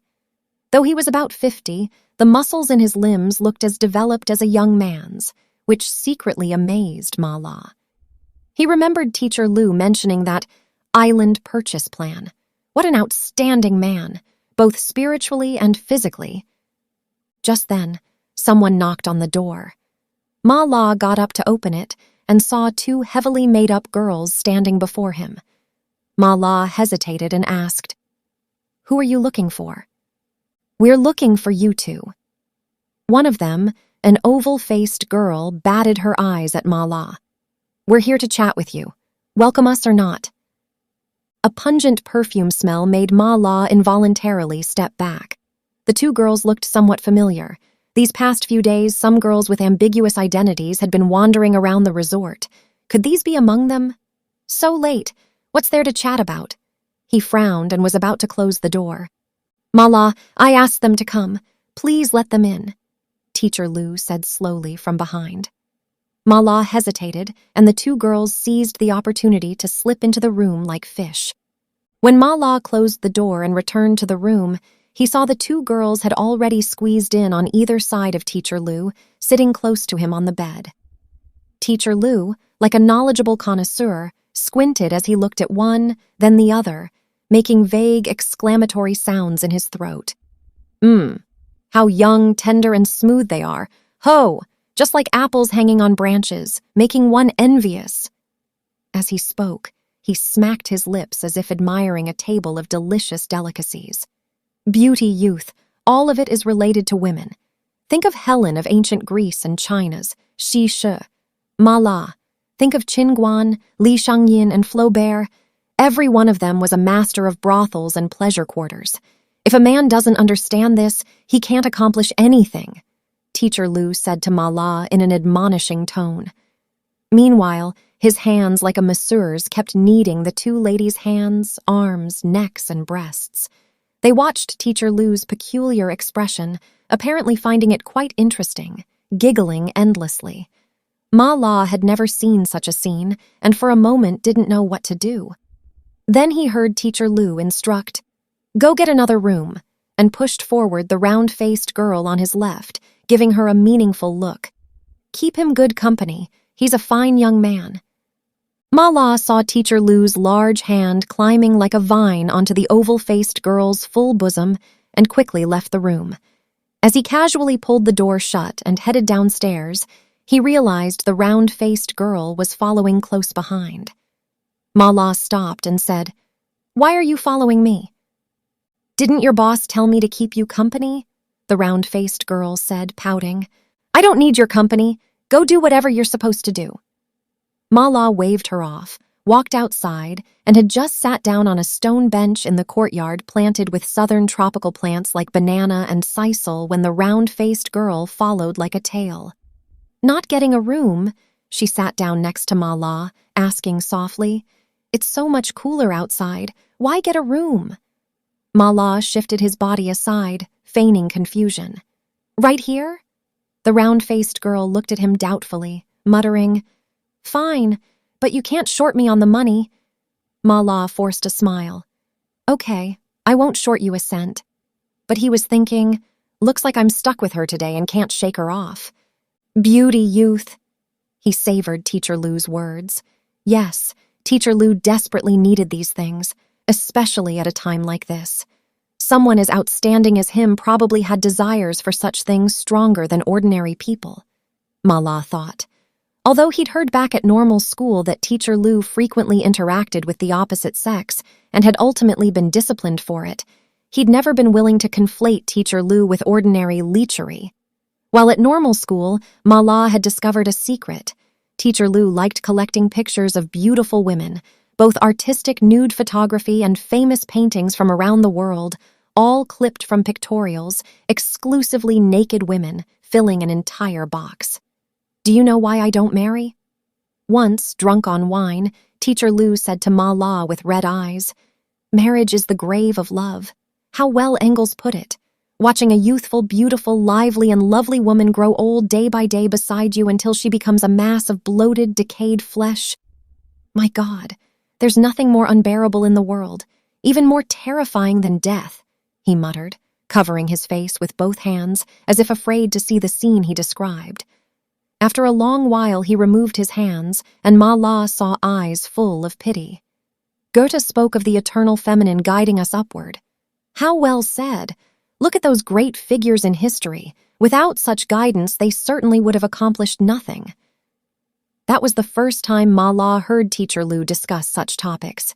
He was completely stunned by those peculiar, profound views.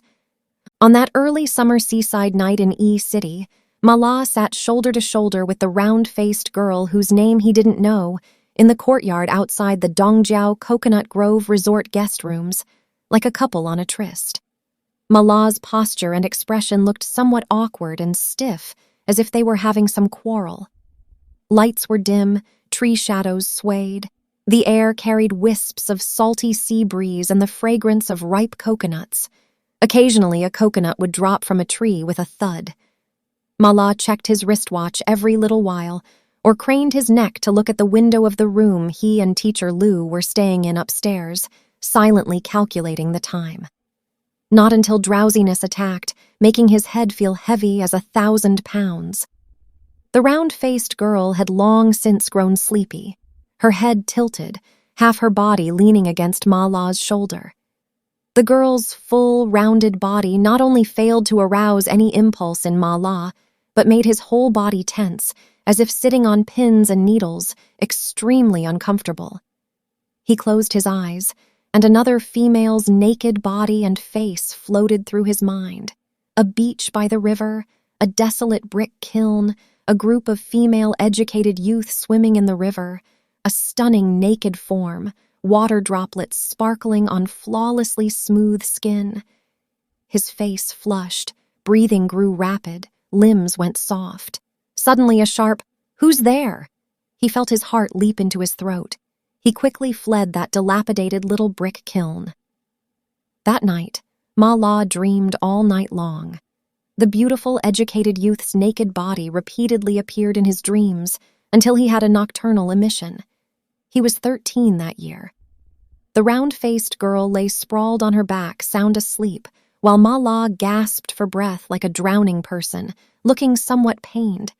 He tried to push her away slightly, but before long she snuggled back over.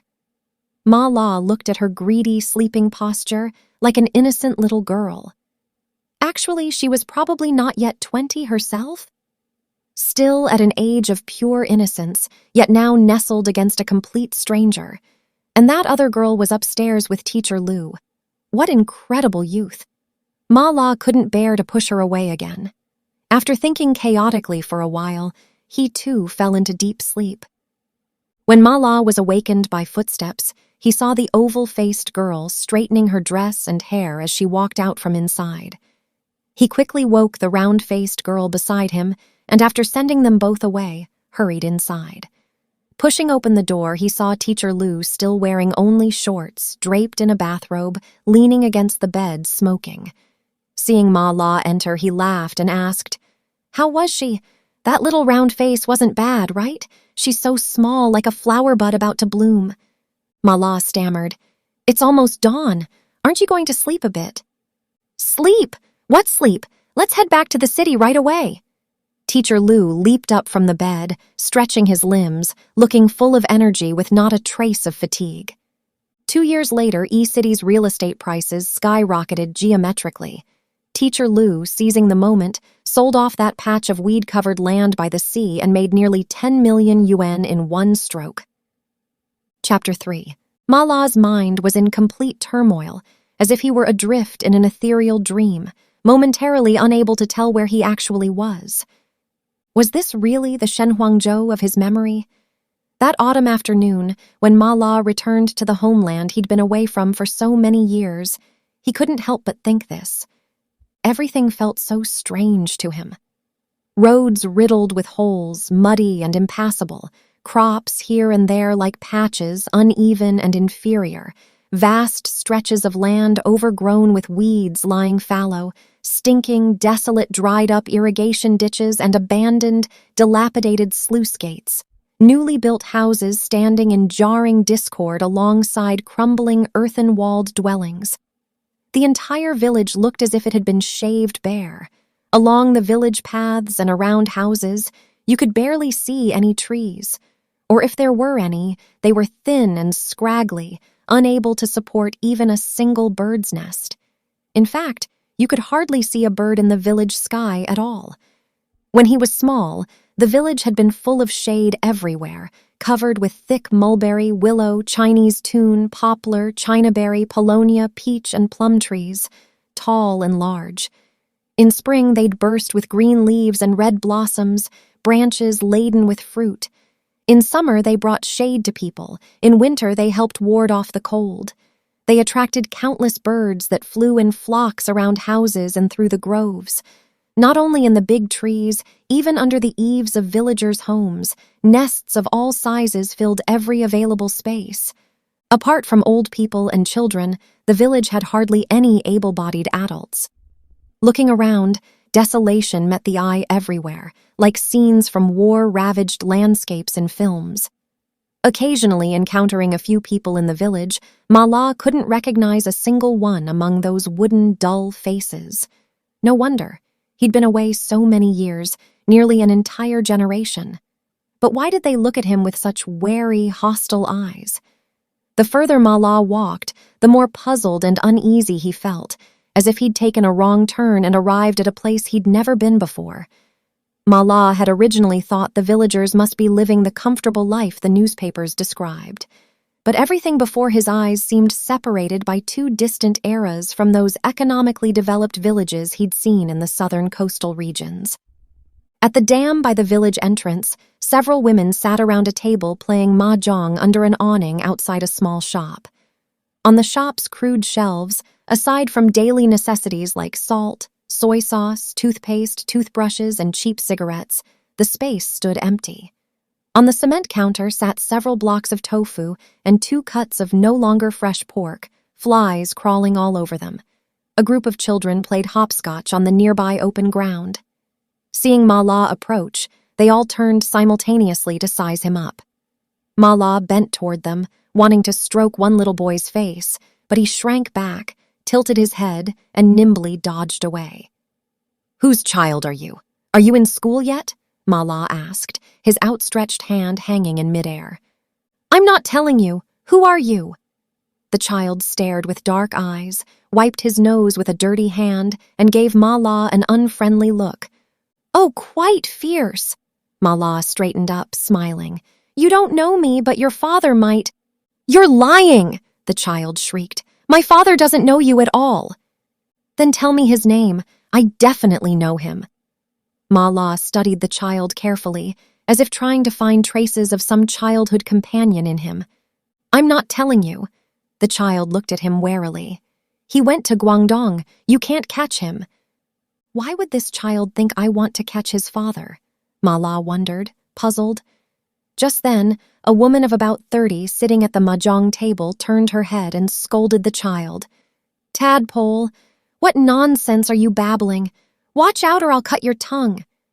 Then, glancing at Ma La, she asked in a cold tone, "You're looking for someone?" Ma La nodded, then shook his head, not knowing how to answer. He felt the woman looked somewhat familiar, so he searched hard through his memory. "Are you Fennel from Guyu's family?" The woman stopped playing, looked at him in surprise, and suddenly her eyes brightened. "Oh my, aren't you Teacher Ma? You've come back?" Finally, someone recognized him. Ma La felt slightly relieved. Guyu had been his student at Heku Middle School. "Is Guyu not at home?" Ma La looked at Fennel, trying to find traces of that pretty, fresh young bride in her face. But the woman before him had a thin, coarse, sallow face that looked so haggard. "He went out to work. Didn't even come home for New Year." Fennel glanced at the child from before, as if wanting to say more but holding back. Ma La asked about several childhood companions from the village. Most of them, like Guyu, had gone to work in Guangdong. "Teacher Ma, it's so rare for you to come back. Won't you come sit at my house for a bit?" Fennel said, but she remained sitting at the mahjong table with no real intention of inviting him. "No, thank you. And Big Bowl Uncle? And Dong Sheng? How is his family?" Ma La said. "I just came through the village and saw his house isn't there anymore. Did they build a new one?" Fennel replied, "You mean Old Man Guo. He moved to the sentry shed on the embankment long ago." Ma La made a sound of acknowledgement. "He doesn't live with Dongsheng." "Dongsheng? You mean Secretary Guo? He lives in town now. Old man Guo didn't want to go enjoy the good life with his son. What can you do? As Fennel skillfully arranged her mahjong tiles, she continued. Actually, old man Guo guarding the sentry shed isn't bad. Living alone in such a big house, plus getting a monthly salary. If his son wasn't the village party secretary, how could such a cushy job fall to him? Ma La detected an undertone in Fennel's words and wanted to ask more, but seeing her evasive expression, he fell silent. Evening was approaching. Twilight mingled with the smoke from cooking fires rising from farmhouses, at first hanging between tree branches like patches of cloth, then gradually gathering and spreading like thick fog. The surrounding scenery became shadowy and hazy. The air carried the fragrance of scorched rice crust from someone's cooked meal, drilling straight into Ma La's nostrils. He couldn't help swallowing, his stomach churning with excitement. Oh, how many years since he'd smelled this aroma of rice cooked in an iron pot over a wood fire. When he was small, every evening when children playing wildly in the fields outside the village heard adults calling them home for dinner, they'd race back like a herd of cattle returning at dusk, grabbing bowls heaped high with rice and wolfing it down. Though the table might hold only 2 bowls of greens and turnips, it tasted better than a feast of delicacies. What a distant childhood. In Ma La's mind appeared scenes of when his mother led him and his brother, drifting from the distant shores of Dongting Lake to settle in Shenhuangzhou. Back then, Shenhuangzhou was still a vast, wild stretch of land, dotted with pools of water, overgrown with reeds, brambles, and countless wildflowers and grasses, an ideal habitat for wild rabbits and other birds and beasts. People said that even earlier, the sandbar had few inhabitants and had once been home to wolves and wild boars. Later, a grand, large-scale land-leveling campaign transformed this desolate, empty, reed-covered wasteland into flat, boundless cropland. From that time on, outsiders gradually migrated here, building embankments and clearing wilderness on the sandbar, multiplying and thriving. The village was just over a li from the river embankment, reached by crossing through a swamp-like muddy path. Not far ahead on the embankment slope stood a spacious, imposing brick and tile building, 5 rooms in a row. From a distance it looked quite grand, but drawing closer revealed that wind, rain, smoke, and fire had left the walls and roof mottled and pitch black, appearing so dilapidated it seemed a gust of wind could blow it over. On the wall facing the river embankment, a line of flood prevention slogans, their characters faded and incomplete, could still barely be made out. Strict vigilance and defense. Where we stand, the embankment stands. Flood prevention sentry sheds like this stood every kilometer along the embankment, with people dispatched from each village to guard them, responsible for watching over the windbreak forests along the river. When flood season arrived, they became the command posts for cadres and workers going up to the embankment for flood prevention. When he was young, Ma La and his playmates would go to the windbreak forests to cut branches for firewood, often chased around by the sentry shed guards. If they were unlucky enough to get caught, they'd be locked in one of the shed's dark rooms, waiting for adults to come fetch them. In Ma La and his companions' minds, this tall brick and tile building was so imposing, inspiring fear and trepidation. In front of the building stood a thick paulownia tree, its spreading branches extending over the roof, withered autumn leaves covering the rooftop, and when the wind blew, carpeting the ground. On the nearby slope was a small vegetable patch planted with peppers, beans, and such. The season having passed, most had withered away, leaving only bare stems. Standing before the sentry shed, Ma La had a feeling of being utterly displaced in time. The door wasn't fully closed, a tree branch wedged through the rusty iron latch. Through the large gap, the inside was pitch dark, nothing could be seen clearly. Ma La was peering through the crack in the door when suddenly a dog barked behind him. He'd barely turned around when a short-legged dog covered in grass debris came lunging at him. He stumbled back a step and instinctively raised the black suitcase in his hand to block it. Unexpectedly, the dog was more nimble than a person, circling around the suitcase to lunge at him again from the side. Just then, Someone called out in a low, sharp tone, "Commune member!" The dog seemed caught by an invisible rope and tumbled heavily back to the ground. Ma La turned to see an old man with frost-white stubble covering his head, pants rolled to his knees, bare feet caked with mud, a bundle of rain-soaked dead branches tucked under his arm, walking around from behind the building. Ma La recognized him at once. This was Big Bowl Uncle. Big Bowl Uncle had clearly aged considerably. Not only had his hair, beard, and eyebrows gone completely white, but his back was bent, making him seem shorter than before. His face was crisscrossed with wrinkles as deep and thick as mulberry bark. When he walked, his legs moved slowly, showing the decrepit gait of old age. This was completely different from the Big Bowl Uncle in Ma La's memory, whose voice had boomed like a bell and who'd walked as if his feet sprouted wings. Now he regarded Ma La impassively, his tone stiff as he asked, "Who are you looking for?" Ma La said, "Uncle, it's me, Little La." Little La was Ma La's childhood name. "Little La? You're Little La?" The bundle of branches under Big Bowl Uncle's arm tumbled to the ground with a clatter. He fumbled out a key, hands trembling as he went to open the door. "Come inside quickly, Little La. Look at you, you're nearly soaked through." Ma La picked up his suitcase and followed him in. The room was chaotic. Aside from a bed and an old dresser with its paint almost entirely peeled off, there was nothing decent. The whitewashed walls had long since crumbled into a pockmarked mess. A laminated list of Shenhuangzhou Village Flood Control Command personnel was still quite legible. Among a string of names, he saw Guo Dongsheng's. Big Bowl Uncle busily tidied up scattered miscellaneous items. "You haven't eaten yet, have you?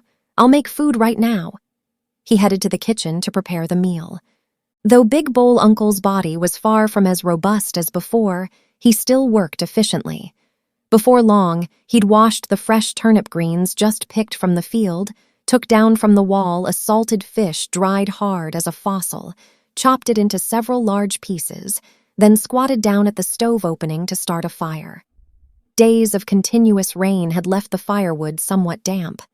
Big Bowl Uncle puffed his cheeks and blew through a fire tube for quite a while, but the fire wouldn't catch. Thick black smoke poured from the stove opening, instantly filling the entire room. Ma La choked and coughed uncontrollably, tears and mucus streaming, nearly suffocating. That short-legged dog called Commune member couldn't stand it either and fled outside barking. Only after the stove fire finally crackled into flame did the smoke slowly dissipate. Ma La sat down on a three-legged stool watching Big Bowl Uncle bustle about the stove like a farm housewife, his mind in a daze. Nearly 40 years ago, when Ma La, not yet 3, and his brother Ma Ke had just arrived in Shenhuangzhou with their mother, they had nowhere to stay. Thanks to Big Bowl Uncle clearing out a production team warehouse, the family of 3 finally had a temporary shelter. For a long time, their mother supported herself and her 2 sons by sewing clothes for villagers. Mother's tailoring skills had been famous back in their hometown. Their hometown was on the shores of Dongting Lake, surrounded by reeds. Every spring, white reed catkins would fill the air, falling on the ground, rooftops, and in the grass, white as far as the eye could see, like a blanket of goose-down snow. The boundless Dongting Lake stretched green and vast. In spring, it bloomed with lotus flowers, in summer it produced lotus roots, and year-round there were endless fish and shrimp to catch. Ma La's father made his living fishing. With just a small fishing boat, he'd not only married the youngest daughter of the Yao family, the prettiest girl within 10 li who also knew tailoring, but supported an entire family.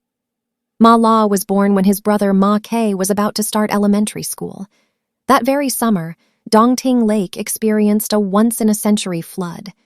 In mid-August that year, the village men who'd gone out fishing on the lake still hadn't returned. During those days, Mother took Ma La and brother Ma Ke to the lake dock at the village entrance every day to see if Father had come back. This continued for half a month straight, until finally, the terrible news arrived that Father and over a dozen village fishermen had perished in the lake waters. After Father's death, Mother took Ma La and his brother and fled as refugees. Supporting them by mending clothes for people, after several moves, they finally settled in Shenhuangzhou. Mother's tailoring skills quickly gained some reputation there. Over time, people took to calling her Tailor Yao until they forgot her real name. Every winter, when people who'd been busy most of the year finally had leisure time, especially as Spring Festival approached, even the most strapped households would find a way to go to Heku to buy a few feet of cloth and make a few decent outfits for adults and children. Mother had endless sewing work every day. Her sewing kit was simple: a ruler, a pair of scissors, plus a pair of skillful hands. Mother became the busiest person in Shenhuangzhou, with families requesting her services lined up in a long queue. Mother couldn't come home day or night. Brother McKay attended Shenhuangzhou Village Elementary School, and often only Ma La was home alone. That temporary production team warehouse they lived in was a kingdom of rats.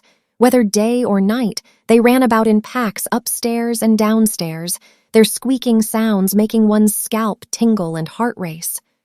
Sometimes when Ma La was sleeping, they'd climb onto the child's head until they woke him, scaring him into wailing. Big Bowl Uncle's home was less than 100 meters from the production team warehouse. One day passing by, hearing Ma La crying alone at home, he carried him back to his house. Big Bowl Uncle's son, Dong Sheng, was only half a year older than Ma La. The two children quickly became close playmates. Eventually, Ma La going to play at Big Bowl Uncle's became routine. If Mother came home too late, when Brother Ma Kei came after school to Big Bowl Uncle's to find his little brother, he'd simply start playing with them too. Big Bowl Uncle would then make a big pot of rice for them all to eat. They were as close as family. Big Bowl Uncle would sit to one side smoking, watching the children eat with big bites, his stubbly face breaking into a grin.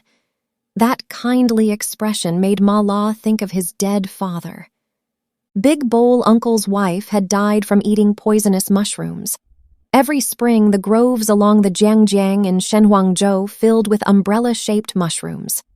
During those famine years when villagers couldn't fill their bellies, they survived on wild vegetables and mushrooms.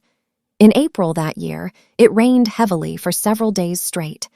The mushrooms in the riverside groves grew more abundantly than in previous years. Village adults and children all rushed to the groves to pick mushrooms. Big Bowl Uncle's wife washed the freshly gathered mushrooms until they were spotless, and even killed a chicken they hadn't been willing to slaughter over New Year, stewing a whole clay pot full, planning to properly nourish the family. That day, Big Bowl Uncle had gone to the commune for a meeting, and son Dong Sheng had gone to his maternal grandmother's a couple days before. Only their 3-year-old daughter Anan was home. The rain that day was heavy. Big Bowl Uncle's wife finished stewing the mushroom chicken soup and waited by the stove until dark, but Big Bowl Uncle and Dong Sheng still hadn't returned. Anan cried from hunger. Big Bowl Uncle's wife had no choice but to serve a bowl of mushroom chicken soup for her daughter and casually drank half a bowl of soup herself. When Big Bowl Uncle returned through the rain after fetching son Dong Sheng from his grandmother's, what he saw was his wife and child lying by the stove opening, foaming at the mouth. From then on, Big Bowl Uncle raised son Dong Sheng alone, serving as both father and mother. Life was much harder than for ordinary families. Big Bowl Uncle's parents had died when he was young. From age 8, he'd worked as a long-term laborer for wealthy households. Perhaps due to prolonged hunger, his appetite was larger than most people's. Every meal he always used an extra-large bowl, hence the nickname Big Bowl. His employer, seeing the boy's small frame but large appetite, felt somewhat cheated and made him do extra work. If he didn't complete the assigned tasks, he'd be punished with hunger. The saying went, "Work as much as you eat," so he could often only eat half full, secretly munching turnips to fill his belly. The bowls Big Bowl Uncle's household used for meals were larger than ordinary families. His appetite was large, and so was his strength. He could hug a stone roller weighing over 200 jin around the waist and carry it around the production team's threshing ground without his face changing color or his breathing growing labored. Everyone who saw this stuck out their tongues in amazement, and no one dared challenge him. Because of this, Big Bowl Uncle commanded considerable prestige in Shenhuangzhou. During agricultural collectivization, he'd served as head of the elementary cooperative, and after the People's Communes, he'd been production team leader for many years. In Ma La's memory, Big Bowl Uncle always walked so fast that ordinary people had to jog to keep up. Except in winter, he seemed to go barefoot year-round, feet caked with mud, a shovel over his shoulder, wandering through Shenhuangzhou's fields and gullies, his loud voice assigning work to commune members. Seeing anyone slacking off, he'd darken his face and scold them mercilessly. Busy from morning to night, no one knew where he got so much energy. Later, after Ma La's brother Ma Ke became production team leader, Big Bowl Uncle retired to the second line, becoming chairman of the Shenhuangzhou Brigade's Poor Peasants Association. Before long, a simple meal was ready, and the sky had completely darkened. The room filled with the fragrance of steamed salted fish. The smell was especially appetizing. Big Bowl Uncle lit the kerosene lamp sitting on the stove, then fumbled under the bed to find a bottle of sorghum liquor produced by the local distillery. He held it up to the dim lamplight and shook it twice, smiling as he looked at Ma La. "I've kept this bottle for over half a year and couldn't bear to drink it. Little La, today we two will drink it up." Ma La hadn't eaten in such an environment for years and felt somewhat unaccustomed at first, but seeing Big Bowl Uncle in such good spirits, he took the bottle and said, "Uncle, I haven't touched liquor in quite a while either. Today I'll drink a couple cups with you." As Ma La poured the liquor into bowls, Big Bowl Uncle suddenly muttered, "Where's commune member? Where's that wild thing run off to now?"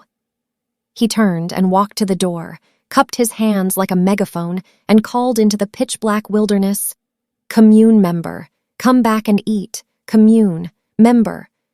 The call traveled far and wide, echoing again and again. That familiar tone made Ma La's heart stir.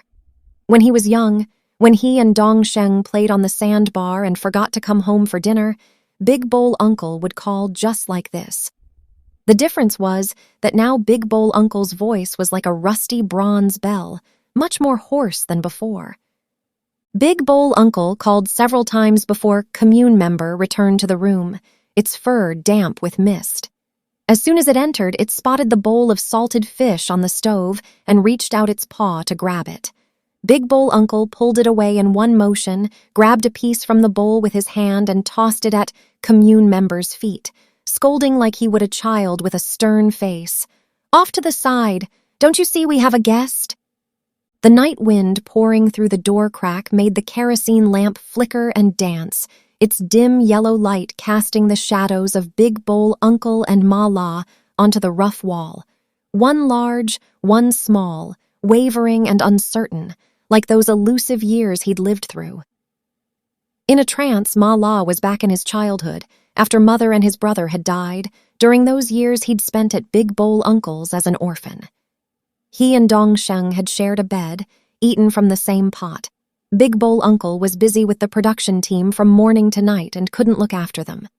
Dongsheng naturally took charge as the leader of the children, often bossing Ma La around. Each time Dongsheng bullied him, Ma La would tearfully complain to Big Bowl Uncle. More than once, Ma La had fought with Dongsheng over this. When Dongsheng couldn't beat Ma La, he'd threaten as the master of the house to throw him out. Once Ma La really did leave in a huff, hiding on the sandbar for a whole night without returning. When Big Bowl Uncle found out, he whipped Dongsheng's backside with a broom handle until it was bloody and scarred, so that afterward the two of them didn't speak to each other for quite a while. In Ma La's memory, Big Bowl Uncle's capacity for liquor was as large as his appetite. Few people in the village could outdrink him, but clearly his tolerance was much diminished from before. He hadn't drunk much before his face began to flush. Ma La urged him to drink less, but Big Bowl Uncle clutched the bottle, mumbling, "Your uncle hasn't touched liquor for over half a year, little La. Today I'm happy because you've come back. All these years I've only heard you were doing great things out there. Uncle is proud of you. If only your mother and brother were still alive. Little La, your uncle doesn't have your mother's good fortune. At least she had you, such a successful son. And me? Ah, who knows what sins I committed in a past life. Mala had wanted to ask Big Bowl Uncle why he didn't live with Dongsheng, but seeing his expression, he swallowed the words. Big Bowl Uncle tilted his head back and drank another mouthful, wiping his gaunt chin with the back of his hand. Little La, a few years ago I heard from villagers that something happened to you, that you'd been thrown in jail. I absolutely refused to believe it and gave that gossip a thorough scolding, but I still felt uneasy. Mala stared at Big Bowl Uncle and said in a low voice, Uncle, it's true. Whether it's true or cooked, you're fine now, aren't you? Big Bowl Uncle started, but quickly changed the subject. Little La, it's so hard for you to come back. Surely you'll stay a few more days. I do want to stay longer, Mala said vaguely. Actually, he had another sentence in his heart. I want to stay in Shenhuangzhou and never leave again. But looking at Big Bowl Uncle's wrinkle-covered face, his throat caught and he couldn't voice it. Outside, the wind picked up, making the dead branches and leaves on the roof rustle. The surging river waters roared like fleeing beasts. Perhaps due to the alcohol, Mala's mind was in complete turmoil, as if he were adrift in an ethereal dream, momentarily unable to tell where he actually was. Chapter 4. Right up until he was sent to the labor reform farm inland to serve his sentence, he'd never heard any news of anti-company facing legal prosecution. Teacher Liu was struck down by illness at the height of his career. By then, Kunpeng Company's business had expanded into real estate, tourism, agricultural product processing, and other fields. It had also acquired and merged with several small enterprises on the verge of bankruptcy. In E-City, the company had gained considerable fame, and its scale and strength could no longer be compared to the past. Teacher Liu had given the position of general manager to Ma La, assuming the role of chairman himself, responsible for the company's overall management and major investment decisions. For a period, Teacher Liu had close dealings with prominent figures in E-City's business world and key officials from relevant government departments. They frequently appeared together at high-end hotels and entertainment venues, their movements highly secretive. One afternoon, Teacher Liu instructed him to reserve a banquet table at Taihua Hotel. Taihua Hotel was a 5-star establishment that had recently opened in E-City. Unless it was for important VIPs, the company rarely entertained at Taihua Hotel. Sure enough, Teacher Liu specifically instructed him to book the banquet according to the highest reception standards. In any case, there must be abalone, bird's nest, and the like. As for liquor, of course, Maotai, no, this brother-in-law of my cousin has seen the world. Maotai is too provincial. Better make it XO. Nowadays, people of status all prefer foreign stuff. Ma La had assumed the banquet was for an important business client or some government official. Who knew it was for Teacher Liu's cousin's husband? He'd never heard Teacher Liu mention this cousin's husband before, and given such high reception standards, clearly this cousin's husband was no ordinary figure. In the car to Taihua Hotel, Ma La, sitting in the passenger seat, couldn't help asking, Teacher Liu, how come I've never heard you mention this brother-in-law before? I only learned he was my cousin's husband when I met him this morning. Teacher Liu, sitting in the back seat, smiled. He'd just attended an important business event that morning. Speaking of it, my cousin and her husband were once sent-down youth at Heku Commune, Teacher Liu said with interest. The brigade where my cousin settled was in your Shenhuangzhou. Perhaps you even know her. What's your cousin's name? Murong Chu. Hearing this familiar name, Mala's heart couldn't help but skip a beat, his mind suddenly buzzing as if a swarm of bees had flown in. Murong Chu, Sister Murong. Could it be her? Was it really her? So, do you know her? Teacher Liu's voice came from behind, as if from very far away. Oh, I don't know her, Ma La stammered. I was still young back then, and with so many sent-down youth, how could I possibly know them all? After saying this, he felt somewhat regretful, thinking, why did I deny it? Why did I lie? My cousin is a university professor. Her husband is even more remarkable. He's now deputy general manager of Beijing Anti-Company. His father is an old Red Army veteran. His background is no ordinary matter. Teacher Liu said while sighing with admiration. Over these past years, following Teacher Liu around the business world, Ma La had learned that Anti-Company was a company with significant connections. Industry insiders spoke of this company with great discretion. Though he sat in the front seat, he could imagine the excited expression on Teacher Liu's face. However, at this moment, Ma La's mind was disturbed by the appearance of the name Murong Chu, so that when the car arrived at Taihua Hotel, he still hadn't recovered. Only when Teacher Liu reminded him did he wake as if from a dream and open the car door. Ma La and Teacher Liu waited quite a while in the luxurious private room before the guests arrived fashionably late. There were 3 people in total, full of airs, all speaking with Beijing accents. One man wearing sunglasses kept his face stern, perpetually stern, and barely acknowledged Teacher Liu's smiling welcome. Ma La heard Teacher Liu call him second young master. The other 2 flanked second young master like bodyguards. On the left was a woman, strikingly beautiful with a tall figure and short hair, displaying a unique charm. The one on the right cut an impressive figure, standing straight in a brown leather jacket, his gaze cold and sharp, with quite the military bearing.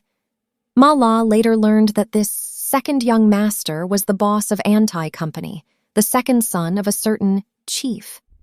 The woman was his assistant, actually his mistress, supposedly a former performer from the Oriental song and dance troupe. As for the man with military bearing, that was Teacher Liu's cousin's husband, Gu Chaoyang. The enormous private room held only 5 people, but the table was laden with delicacies.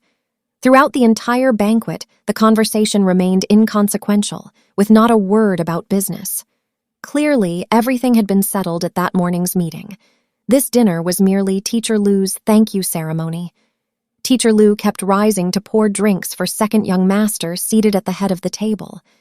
Second young master was about 50, less than 160 centimeters tall, a head shorter than his female assistant beside him. He looked refined and unassuming, but his capacity for liquor was enormous. After a while drinking XO, finding it unsatisfying, he rolled up his sleeves and loudly demanded baijiu. Teacher Liu quickly had Ma La order a bottle of Mao Tai on the spot. He personally poured a full glass for second young master, and to demonstrate his sincerity, filled his own glass as well. Ma La knew Teacher Liu's drinking capacity. Having drunk so much XO, now adding hard liquor, judging by this situation, he was truly going to sacrifice himself to keep the gentleman company. He couldn't help worrying secretly for Teacher Liu. Under normal circumstances, he could easily have gone over to finish that drink for Teacher Liu. At that moment, he really intended to do so. But just as Ma La prepared to rise, Gu Chaoyang, sitting beside him, reached out to press his shoulder and gave him a look. The meaning couldn't be clearer. This is between the 2 bosses. Neither you nor I should stick our oar in. Before this, Ma La had been observing Teacher Liu's cousin's husband, searching through his memory to see if among the sent-down youth in Shenhuangzhou back then, he'd ever encountered this rather distinguished-looking man. Gu Chaoyang also seemed to be observing Ma La. "Let's drink," he said, raising his glass and gesturing to the female assistant across from them, then deliberately clinked glasses with Ma La. They were drinking XO. Ma La wasn't accustomed to foreign liquor and only took a small sip.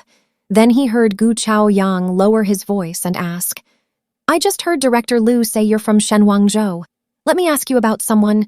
Do you know Ma Kei?" Ma La's body trembled as if struck. He raised his head and met a gaze full of doubt and inquiry. He hesitated, then facing that gaze said in a low voice, "He was my brother." Gu Chaoyang's eyes lit up as if catching fire, but instantly dimmed. "Oh, what a coincidence," he murmured with a strange expression, then tilted back his head and drained his glass in one gulp. Suddenly, a crash came from across the table. "Second young masters!" Glass slipped from his hand and fell to the floor, shattering. He swayed to his feet, slurring indistinctly, "Director Liu, you're a real brother. Don't worry, this deal is settled. Just wait to count your money." Before finishing, his body tilted and he collapsed on the floor like a puddle of mud. Gu Chaoyang and the female assistant rushed over to help second young master up. By then, Teacher Liu was also so drunk he lay in his seat, unable to stand. When Ma La went to help him up, he was still muttering, "Drink, second young master. Whoever doesn't drink is a bastard." Teacher Liu didn't wake from his drunken stupor until noon the next day. After coming to work that afternoon, he revealed to Ma La that big deal he'd negotiated with Anti-Company the day before. After listening, Ma La broke out in a cold sweat. He looked at Teacher Liu sitting behind the desk as wide as a billiard table, and after a long moment muttered, This is too risky, isn't it?" "Risky? What do you mean risky?" Teacher Liu stared at him somewhat aggressively, then directed his gaze to a calligraphy scroll on the opposite wall, something he'd specifically commissioned from a famous E-city calligrapher, Zhuangzi's Wandering at Ease. If you pour a cup of water into a hollow in the floor, a mustard seed will be a boat for it. But if you place the cup there, it will stick fast, for the water is shallow and the boat large. If the wind is not piled up thick enough, it lacks the strength to support great wings. Therefore, when the Peng rises 90,000 li, the wind is beneath it, and only then, riding on the wind, carrying the blue sky on its back with nothing to block it, can it plan its journey south? He recited in the cadenced tones he'd used in normal school classrooms, leaning slightly forward, raising both hands high as if about to spread wings and fly. "Ma La, our Kunpeng has already taken flight. Can we not take risks? In this era, everything has been smashed to pieces. Everything is dividing and reorganizing. Truly a time when everything needs to be rebuilt from scratch. And right now in E-City, winds come from all directions. What excellent conditions. We've caught the right moment. We must seize every opportunity that comes our way or we'll accomplish nothing." Ma La said, "But Teacher Liu, you needn't say more." Before he could finish, Teacher Liu waved his hand and stood up from behind the desk, somewhat agitated as he unbuttoned his collar and paced around the room. Then he suddenly stopped before Ma La, lowering his voice. "Ma La, you've followed me so long, but your mind still hasn't transformed. You're so young, you can't be conservative. Of course, you should know what an important figure second young master is. His connections reach to the highest levels. Moreover, with my cousin's husband as our inside man, what do we have to fear?" Ma La realized he had no way to persuade Teacher Liu. In the days that followed, he watched Teacher Liu frequently interact with Anti-Company, often flying to Beijing without even saying hello, disappearing for several days at a stretch, as secretive as an underground operative in a film. Sometimes Teacher Liu would suddenly call from some mysterious place, having Ma La urgently transfer a huge sum to an unfamiliar account, then lose contact again for a long time. When he next called Ma La, he'd already be in another city or another country. The phone calls, of course, typically involved giving Ma La new instructions that left him somewhat bewildered, and each time after hanging up, there would be a solemn reminder, "Remember, absolute secrecy. Don't reveal our cooperation with Anti-Company to anyone, including company employees." This went on for a while until Teacher Liu appeared before Ma La as if fallen from the sky. When he walked silently into the general manager's office, Ma La nearly jumped out of his skin.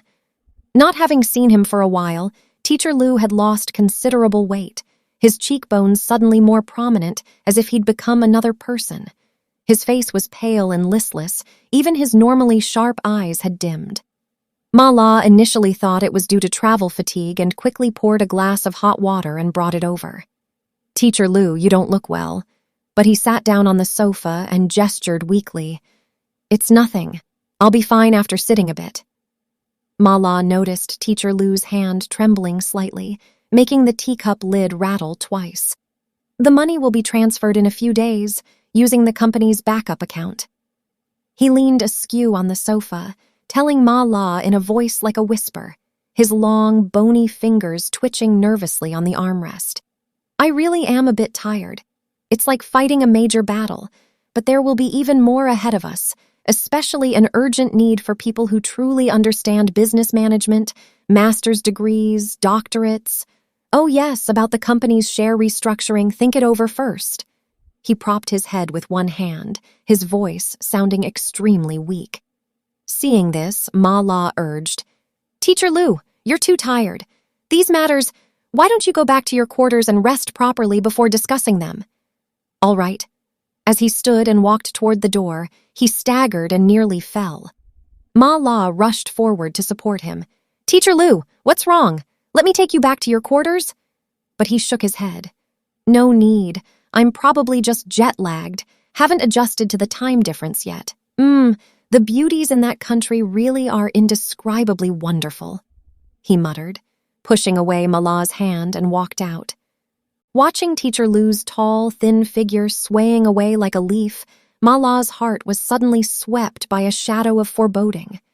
A few days later, Teacher Liu fell ill, alternating between high fever and vomiting. When Ma La brought a net bag of bananas and mangoes to visit him at his quarters, he saw him lying in bed, his eye sockets seemingly sunken overnight, looking even more emaciated than a few days before. Ma La's heart sank. Without a word, he personally drove Teacher Liu to the hospital. The day the hospital diagnosis came out, the doctor called Ma La to the office, looked at him with a strange expression, and asked what his relationship was to the patient. Ma La hesitated, saying he was a student. "Teacher Liu has no other family. Doctor, whatever it is, just tell me directly." "Very well then.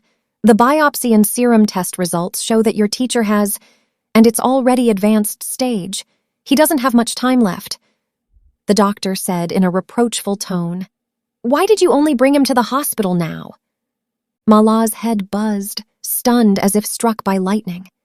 After Teacher Liu was admitted to the hospital, Ma La kept the test results hidden from him and instructed company employees who came to visit never to spread word of Teacher Liu's condition. Teacher Liu's body weakened day by day, yet he remained constantly concerned about the company's next development plans, continuously maintaining contact with the outside world using his Big Brother mobile phone. Teacher Liu was among the first few people in E-City to use a Big Brother. To let him rest peacefully, Ma La had to secretly hide away that brick-thick Big Brother, provoking Teacher Liu's fury. Like a child, he clamored to leave the hospital, but just reaching the ward door, he nearly collapsed. When Ma La practically carried Teacher Liu back to the hospital bed, he felt how light his body had become and couldn't help but feel his nose sting, struggling to hold back tears.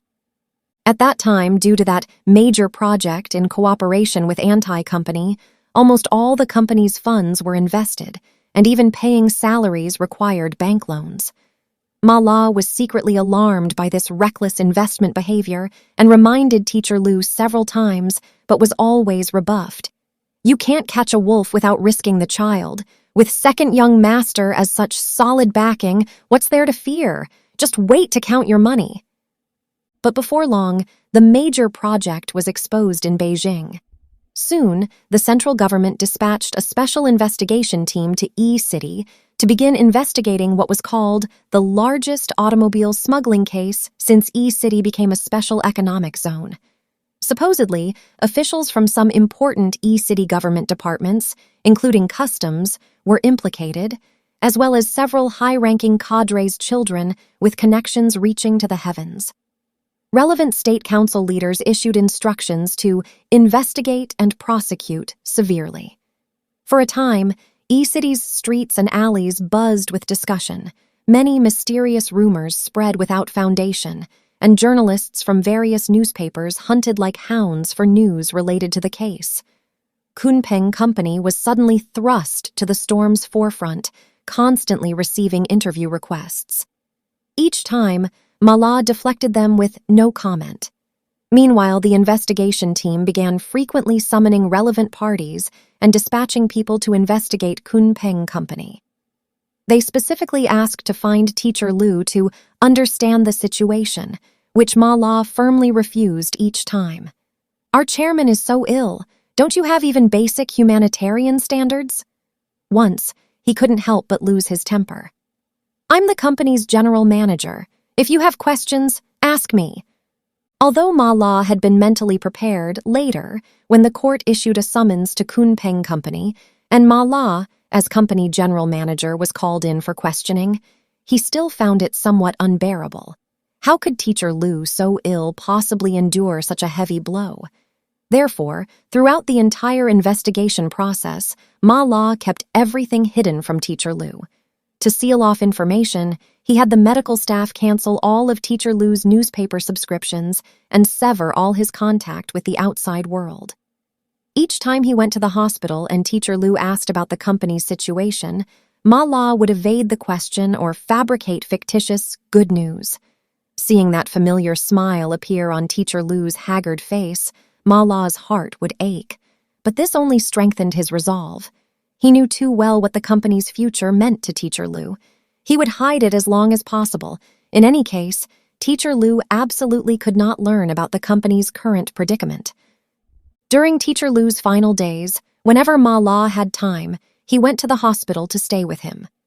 The two talked together, and that intimacy and mutual understanding gave them the feeling that only exists between family members. By then, Teacher Liu had become fully aware of his condition. His initial restlessness disappeared, replaced by an unusually calm acceptance. Only occasionally, when discussing the company's future, would he show some sadness. Since university, I could recite entire passages of Goethe's Faust. I had a Mephistopheles inside me too, but to this day I don't know which of us won. He was too formidable. Perhaps only Faust himself could defeat him, which is why the person I've admired most in my life is Faust. Ma La, you know that running a company was never my ultimate goal. How I hoped one day to purchase an island and build my republic on it. But now, he murmured, his gaze dimming, looking at Ma La without focus, saying in a voice thin as gossamer, "From now on, you'll have to walk the path alone." That look in Teacher Liu's eyes, mingling hope and regret, made Ma La think of the phrase ambitions unfulfilled before death. Afraid he couldn't control himself from crying aloud, he abruptly turned his face away. That major case hanging over their heads like a sword was no less than catastrophic for Kunpeng Company. Not long ago, Teacher Liu had instructed Ma La to liquidate the company's fixed assets. Part was donated to a national private charity fund, the remainder distributed as severance pay to company employees. Teacher Liu had also proposed giving Ma La the old house his mother had left him. But how could he accept such a gift? Teacher Liu seemed to understand Ma La's concerns and gripped his hand tightly, saying, "You know I've been single all my life, with no legal heir. You're my favorite student. I've always regarded you as the inheritor of my spirit and career. After following me so many years, you've gained nothing, and might even end up going to prison in my place." He spread his hands with a bitter smile. "Look at me now, penniless. Aside from that old house, I really have no other way to compensate you." Facing those dying eyes, Ma La felt unable to refuse. A few days later, late one night, Teacher Liu passed away under the torment of illness. At his deathbed were only Ma La and another colleague from the company. Watching Teacher Liu's once tall body, now reduced to mere bones, lying on the white hospital bed, Ma La couldn't help but recall the scene of Teacher Liu wearing an old army overcoat, coming from the normal school to Heku Middle School to find him. Teacher Liu's every word and smile seemed like yesterday, vivid before his eyes. An entrepreneur whose mind teemed with intelligence, who harbored extraordinary ambitions and constantly created miracles, had in a blink become a pile of cold bones. So many earth-shattering dreams would never concern him again. In Ma La's heart, he'd always regarded this man as his mentor, even as family.